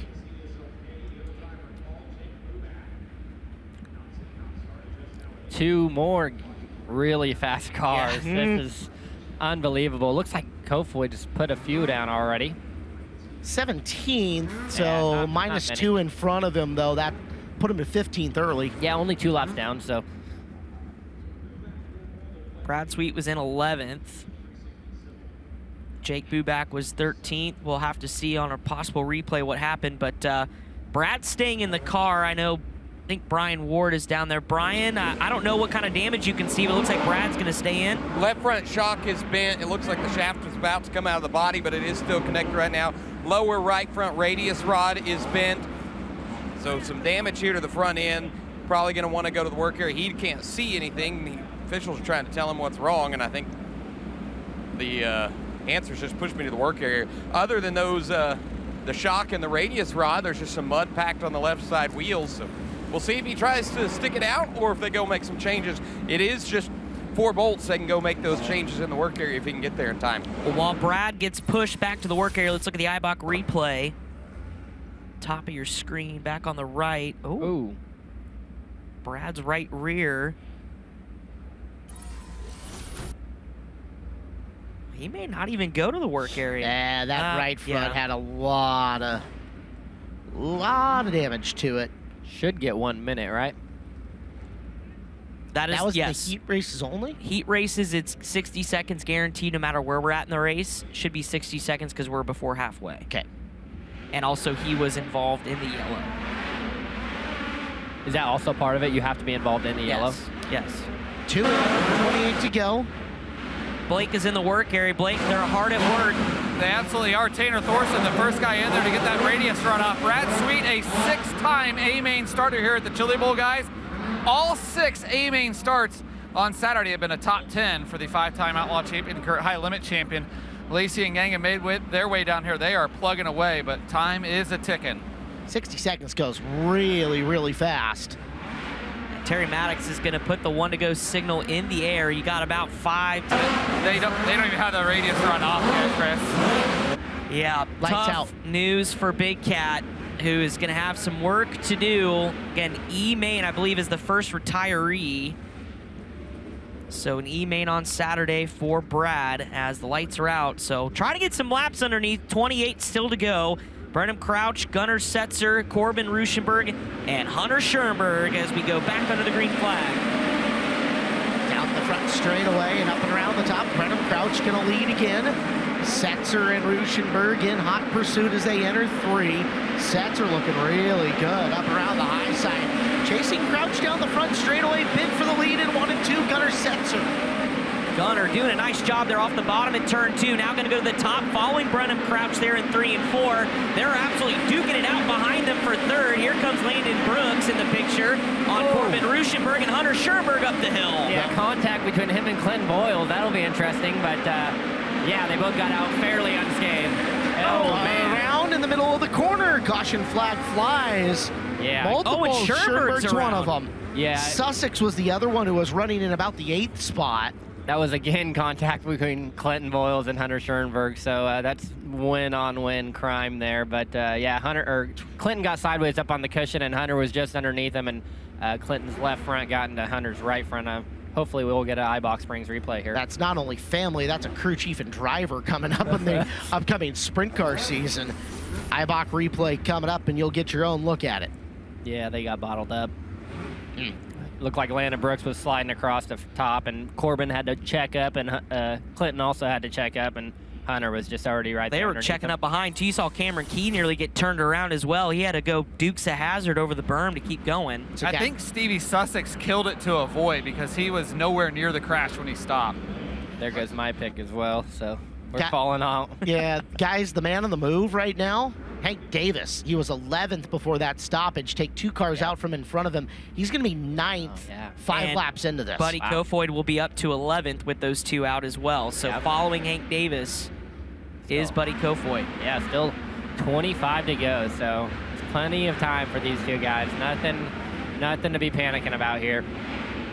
Brenham Crouch has been under fire from Gunnar Setzer. Those 2 had taken off and left the pack. Landon Brooks up to 4th. It'll be Boyles 5th with Ruschenberg 3rd, your early top 5. But guys, it is still very, very early, and this is all the cautions that the cars coming from deep needed to see to make this interesting late as we're back to green. Brooks going to go to the bottom, looking for position here on the restart on Ruschenberg. Ruschenberg will drive away as Setzer within a car length of your leader, Brenham Crouch. Boyles making the bid for 4th up and around the outside here of Brooks. Gunner's doing such a nice job getting that car pointed off the bottom in 1 and 2, keeping pace, and then jumping to the top in 3 and 4, getting a good run, keeping Brenham Crouch honest, but on the move, here comes Cameron Key to the back bumper of Clinton Boyles as they circle the wagons around Landon Brooks. So Brooks going backwards here just a little bit. Boyles up to 4th, Cameron Key up to 5th. Here goes Clinton Boyles on Corbin Ruschenberg, contact in 1 and 2. Gotta be careful here because the favor will be returned. Ruschenberg into Key in behind him. Boyles gets away for the time being. Key gets around Ruschenberg as well as the top 5 shuffling a little bit. Behind this, Nick Drake starting to work his way close to the top 5 and 7th, but here it comes. The battle up front. Gunnar Setzer has caught the back end of Brenham Crouch for the race lead. Youngster on youngster here on Tuesday night. Working to finish lap number 11 this time by 19 to go. Setzer eyeballing Crouch to the bottom of 1 and 2. Slides up, can't make the pass as Crouch going to drive around the outside and hold it for now. You saw him get out of the gas as they continue to duke it out, but Gunnar Setzer's already cracked the whip back to the back bumper of Brenham Crouch. Landon Brooks, the fastest car on the racetrack, back there running in 6th, trying to track down 5th, but we keep an eye on these 2 battling out here at the front of the field. Oh, big bike for Corbin Ruschenberg. Nearly tipped her over. Here comes Landon Brooks. Brooks looking for the spot through 1 and 2, can't make the pass. Ruschenberg bounces up and off the cushion. Brooks with another shot at him. Coming around to the corner. This is the race for 5th right now. As the race getting a little bit long in the tooth. The next time by Chris Wilner, we will see the halfway mark, 15 down and 15 to go. Buddy Kofoid still on the charge. Now cracked the top 10 inside 8th position. And here he goes as here comes Gunnar Setzer to the bottom. And Clinton Boyles has cracked the picture inside the top 3. He's looking for 2nd here on Gunnar Setzer. Rolls it in on the bottom. Gets a mistake from Setzer, but has to pull up a little bit short. As Boyles on the hunt into 1 and 2. Traffic looming for your top 3. How's Crouch going to handle it? He'll go down low to try to make the pass on R.J. Johnson. Downstairs he goes, up, falling around. Boyles upside down. Up and over in 3rd. Unbelievable. Happening all behind the lap car of R.J. Johnson. It looked like Boyles was going to try to switch lanes, hooked bumper, front bumper to rear bumper, and snagged him around. Oh my goodness. Wow, he's pretty distraught there. What a run. What a run from Clinton Boyles. Yeah. In striking distance, because Brenham Crouch was going to have all sorts of trouble trying to get around R.J. Johnson riding right in the tire tracks, and man, had a good run. Yeah, someone who runs a midget once a year, and he's going to, you know, have a shot to win a prelim night after just the shootout that he had. Here comes an Ibox Springs replay. Looks like Setzer and Crouch got together here that kind of started it, and hooked his right front. Yeah, just a hair, and that's all it took to get Clinton upside down. One more look from the turn one cam. Because you see Gunner kind of twitch up to the right, and he slowed down a lot there right in the middle of the straightaway, a place where you wouldn't expect somebody to lift, but he was obviously in a hurry to get back to the top, and Clinton not getting out. Like, I don't know if he doesn't realize how big that he just flipped, but I'd be amazed if this thing's repairable. I mean, that was pretty good. Yeah, guys, officials calling for the wrecker for Boyles' machine here to the rear end, and we're going to see if we can get a word with him, but yet unfortunate series of events for our boy Clinton Boyles. Unbuckling as we speak, as they've leaned into the cockpit now and told them they're giving him the rear pick. So tough for Clinton. Was running a good race, but it only takes a little mistake just like that, and up and over. This gathers the field together with 17 down and 13 to go. Of the B main transfer cars, Buddy Kofoid up to 8th, and he will move up a spot with Clinton out of the race to 7th. And keeping a look, you've got Kevin Thomas Jr. rebounding up right behind those two. Yeah, he got through Timez and Beeson. Yeah, he got through there very quickly. So, yeah, this was kind of exactly what Buddy needed. He got to 8th pretty early, and then we had that long run, and he ran down those guys, but yeah, just wasted, I don't know what, probably 5 or 6 laps there on that green flag run where he'd obviously would have rather caught that yellow right when he got to where he was, but still plenty of time here, 13 to go, and he's sitting in a spot he's probably not too upset about. So 7th, 13 to go. I don't see how there's any reason for him to be too worried here. I think he's got a good race car, and he should have a little bit of time still to make some moves and hopefully try to get himself locked in this thing. Tip of the cap to Nick Drake, 14th to 7th. He's got Buddy Kofoid waiting right behind as the work goes on for Clinton Boyles. We're gonna get the left rear tire off. Lights are already out, so time is expired. Valiant effort, though, to try to get Boyles back, but they're gonna have to hope for a yellow. And no tire down here yet, guys. Coming down the ramp right now. Dang it. Get a quick yellow. As long as you don't go down a lap. Yeah. We're back to green. Brenham Crouch looking to be another Tuesday surprise. Cameron Key to the bottom. Taking second from Setzer. Setzer looking to come back on the bottom of the racetrack. Slides up in front of Key. Little hiccup coming off the corner, but Key is on the hunt for second place in an A-main lock-in coming off the corner and down around the low side. Wow. Here comes Buddy Kofoid. Buddy Kofoid trying to crack the top 5. He does as they battle on behind. Caution flag waves, and it's Chance Morton now coming to a stop. Yeah, Buddy had just passed for 4th there. I mean, left the floodgates open there on the bottom as Landon Brooks and Corbin Ruschenberg were getting after it. Yeah, Buddy's going to have to give the spot back to Corbin Ruschenberg here, so that should be interesting. But Logan, could this be playing out any more perfect for Buddy Kofoid? Yeah, like I said, the only thing I think that could have went better for him was if he caught that caution like 5 laps earlier and had them extra 5. But other than that, no. I mean, he did a great job on that restart. Went by 2 and then grabbed the 3rd before the yellow come out. But yeah, like I said, I don't think Buddy's too worried. He's got a good car. He's looking ahead, and he's thinking, you know, I don't think he cares who's ahead of him. I think he's thinking he's winning this race. And I told him before, I'd sent him, I was trying to text him back and forth with him, and I said, I don't think you have nothing to worry about. I think you're still going to win. And he said, I sure hope so. And he seemed pretty optimistic, and he's doing exactly what you'd expect Buddy Kofoid to do here. At this point in time, it's only a spot less than every 2 laps, or more than every 2 laps. He's got about 3 laps a spot at this point. 12 laps to get it done for Buddy Kofoid. And Chance Morton getting ready to rejoin, guys. Didn't even pull into the work area. Just stopped at the top of the racetrack. Crew looked it over, and he's getting ready to push. Little tail tank damage. The bumper pushed in, but still attached. Yeah, Blake Morton took a nasty snap roll, landed on all 4s. Official went out, said you don't really have any damage. As you can see, he's starting to get pushed off. And yes, Logan Seavey, say it a little louder for the kids in the back. He's my pick. I'm telling you right now, America, Michael Buddy Kofoid is going to win this race.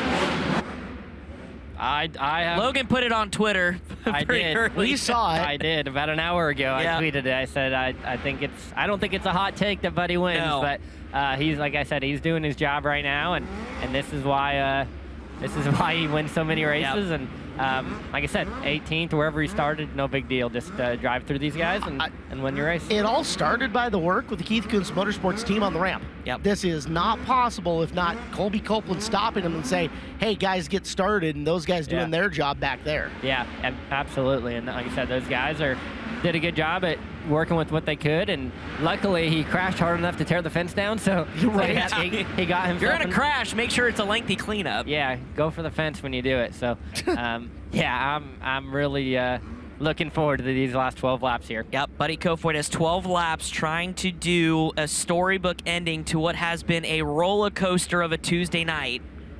Can he do it? Brenham Crouch trying to keep the field at bay. Gunnar Setzer, Cameron Key, your top three. Back to green they go with 12 to go. Key going to the low side here once again on Setzer. No dice down there. Ruschenberg down in the path, and here comes Kofoid with the path open around the top, trying to get Ruschenberg. Look at him, they're 3 wide down the front straightaway, and it's going to be Ruschenberg picking up 2 spots. Buddy Kofoid just trying to find a lane to get around, but here comes Ruschenberg, here comes Setzer, Landon Brooks back in the picture as well. These guys cannot get away from each other here in this battle from third on back. Brenham Crouch loving to see this as he's opening it up for the first time here in the contest. Setzer trying to get back out. Man. Yellow flag flies. And now it got a little harder for Kofoid. Yeah, we talked about how it was going perfect, and then those few laps couldn't have gone a whole lot worse. Everywhere he went got backed up, and he just passed another car there as a caution flew. So, wow, a lot of smoke out of Landon Brooks. And Timez has come to a stop here at turn 4. I also saw Garrett Williamson jump the wall in turn 2, kept going. Guys, the oil tank came off Timez's car. Yeah, Wow. we got a shot of it right here, guys, in the infield. Good call there, Brian. You took it right out of my mouth there, but yeah. Oh, there it yeah, is. It's right there, guys. Huh. That's not good. And Chance Morton just rolled up the ramp, so his run comes Somebody to a should close. probably grab the end of that, do something about it. It's going to dump the whole tank out of there. Yeah. And we're throwing dirt on... Oh, it's already in the infield. Gotcha. I'm sorry. Yeah, there was some oil there in turn 2, and they're throwing some dirt on it just to get it packed in, but... So we're down to 10 to go now.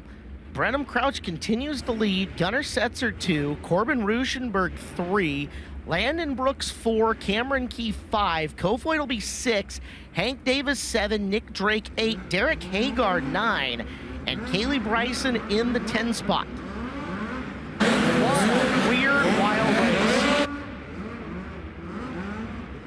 Gonna work in there in turn number 2. So yeah, guys, you can see all the loose dirt that was thrown over the oil here in turn 1. Logan Seavey, say you are the leader in this race. Does that change maybe which lane you're going to go to when you take the green flag? Man, it can. I mean, you hope that it's fully cleaned up. Like I said, they're going to make them drive through it and try to spin their tires and make sure it's clean before you go green. You know, obviously, you hope that the track crew does their job and the race control doesn't let you go green when there's oil on the racetrack. So if everything is properly done, then no, it shouldn't affect what you do. So yeah, I think it's no different here. You fire off as a leader, and you know, if you get a good start, then you're clear to get up to the top. Or if you think you spun or the guy behind you got a good one, then you maybe protect a little bit. But so far, Brenham Crouch has been doing everything right. He's getting away. They're racing really hard for second, and that's exactly what he wants to see. So yeah, so far this has been a very interesting race, and it's just going to keep getting better. 10 laps to go. Brenham Crouch, Gunnar Setzer, Corbin Ruschenberg in the field, back under the green flag, and back to battling they go with Setzer on the inside. Brenham Crouch going to rock it off at turn number 2. Here comes Landon Brooks down to the outside, challenging Corbin Ruschenberg for that 3rd spot. And oh, guys, Landon Brooks 3 for 1 coming around. Brooks might have the best car on the racetrack right now as he goes to the high side and begins pursuit of Brenham Crouch here late. On top goes Setzer looking for a spot as well. Buddy Kofoid caught there behind Cameron Key's going to go to the outside in 1 and 2, but Landon Brooks absolutely shot out of a cannon in a lock-in spot, but not done yet. Here's Corbin Ruschenberg to the inside, trying to get that position away from Gunnar Setzer inside the top 5. Yeah, Landon Brooks closing the gap here for the lead. He's got to think, does he take the lock-in, or does he, learn from what happened last night with Briggs Dander, or does he go for his first prelim night win? We'll see if he gets a run as he continues to close in now with 6 laps to go. Landon Brooks hounding now Brenham Crouch, who has led pretty much since the drop of the green flag. Those two beginning to pull away from the battle for third. Crouch is not getting off of turn number 2 particularly well at this point in time. Watch him have to catch up to the car a little bit there on corner exit, although Brooks did not have the best exit as well as they roll their way into 3. We're under 5 to go, 4 left. Brooks to the bottom to make the move. Here comes the California Landon Brooks side by side with Brenham Crouch. Crouch protects the outside, but Brooks right there in the tire tracks. Here we go to 3 to go. Down to the bottom again. Across the lane, finishes the slide jump this time. Crouch, cross under, not there. New race leader, 2 to go. Landon Brooks, but he got up and over the cushion. Crouch back after him. Brooks leads for now. Slide jump returns for Crouch. Contact there for the back bumper on Brenham Crouch, but he's going to protect here. He's going to slide himself off of corner number 4. The white flag is in the air. Buddy Kofoid now to 3rd. Crouch and Brooks for the win. Crouch led on 29. Back straightaway, Brooks has got it. Final set of corners and the final time.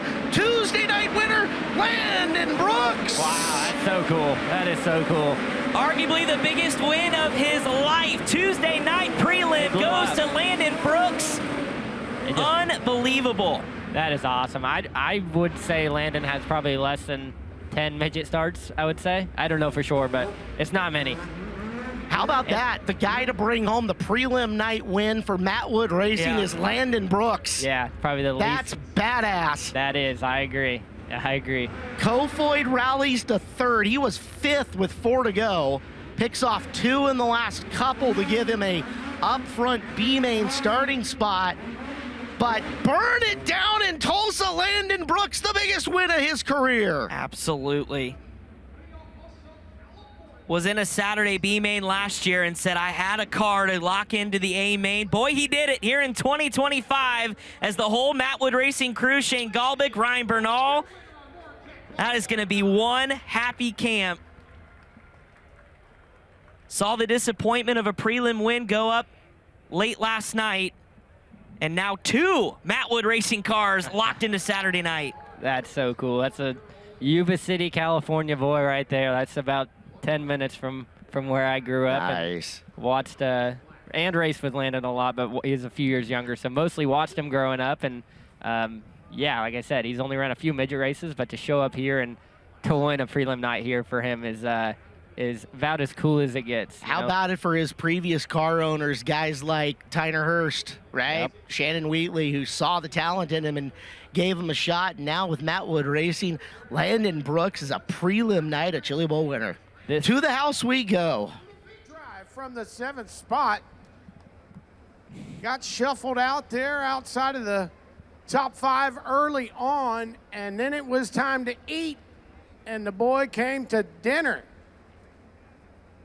Got up into the mix within the last couple of laps. And with that, he'll hop up here. Give him a big round of applause. He'll give you a big wave. Landon Brooks, your winner.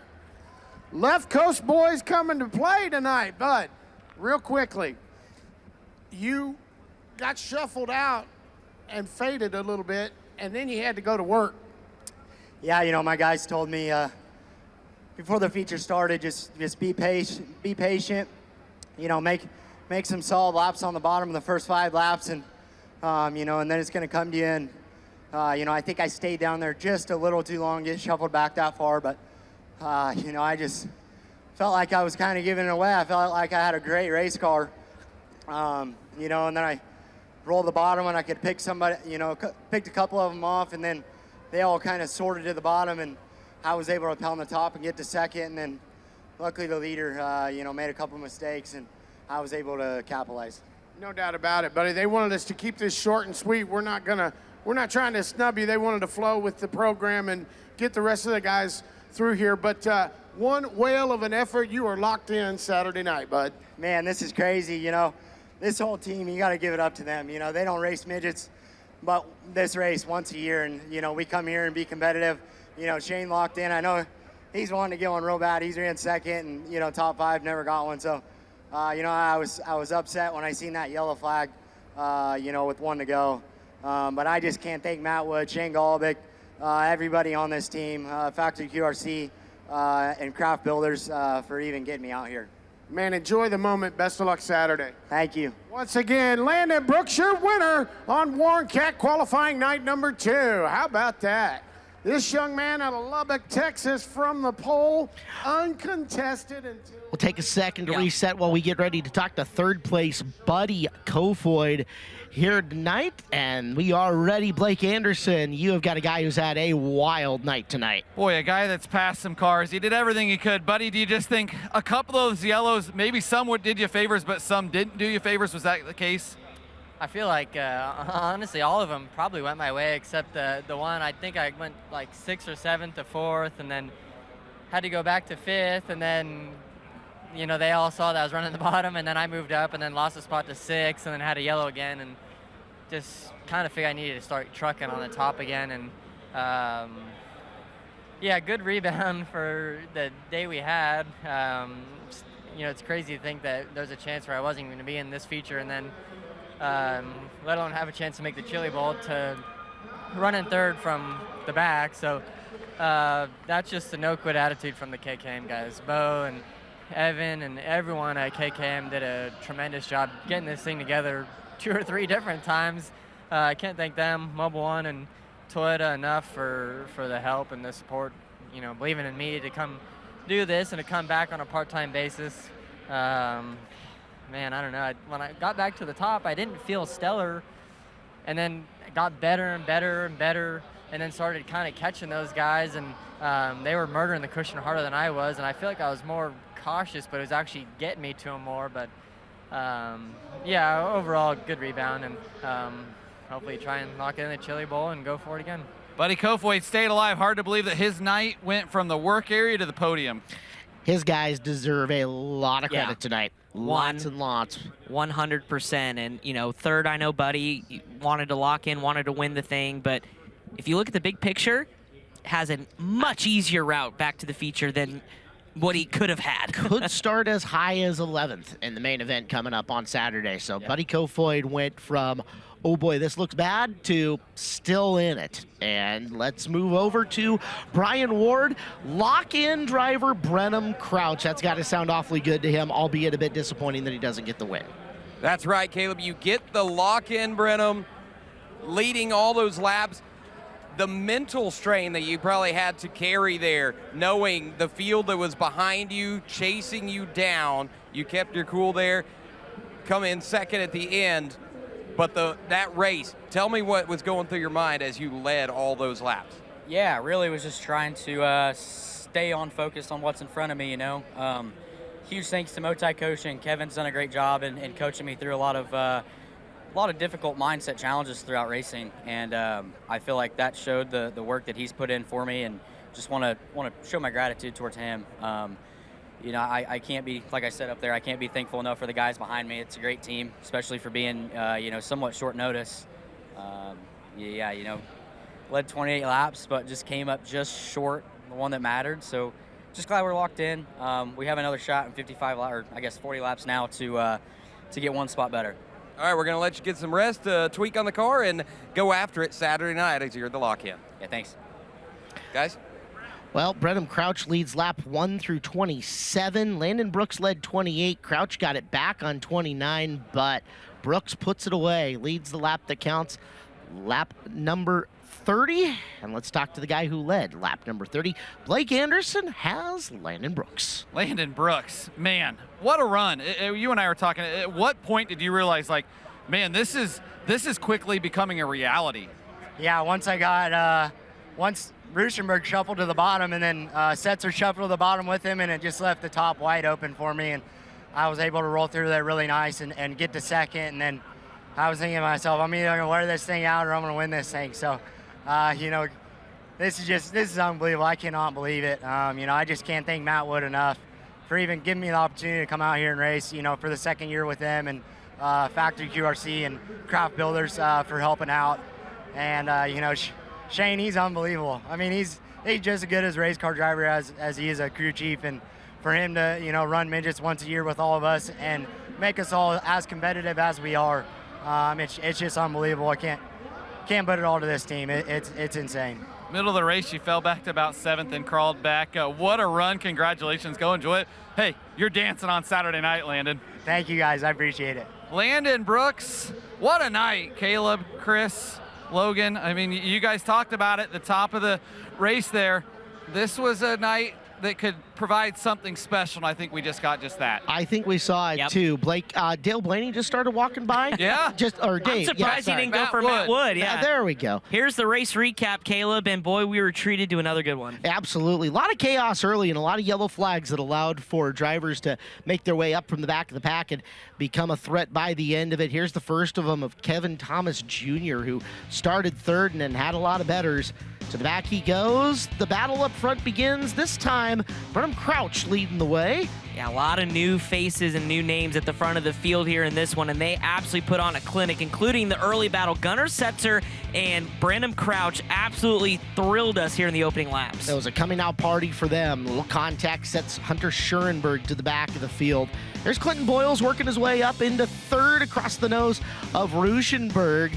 But it wouldn't be a whole heck of a lot later when we would start to see some of these drivers make a little mistake here or there and end up out of the picture. Brooks lingered around the top 5 for a while, gets by Ruschenberg there, but it would be forward and back, and here's where Boyles, a little tap of the front bumper to the rear, upside down, and his 3rd place run would end. Yeah, just oh so close on the razor's edge of getting out of that one, going to the bottom. But then it was back to the whip, and cousin Cameron trying to take one for the Boyles family tree. But Gunnar Setzer, man, the young shoe, doing a nice job inside that top 5. But all eyes on Buddy Kofoid. Bottoms open. He picked off a couple more. Setzer would end up bringing her home in 5th, and a really good run for him. Now watching in and through, and the top got treacherous at all points in time. You see Kofoid trying to move back forward. There's Brooks again, just tinkering around the bottom, looking for room to get forward. Right here is the big one.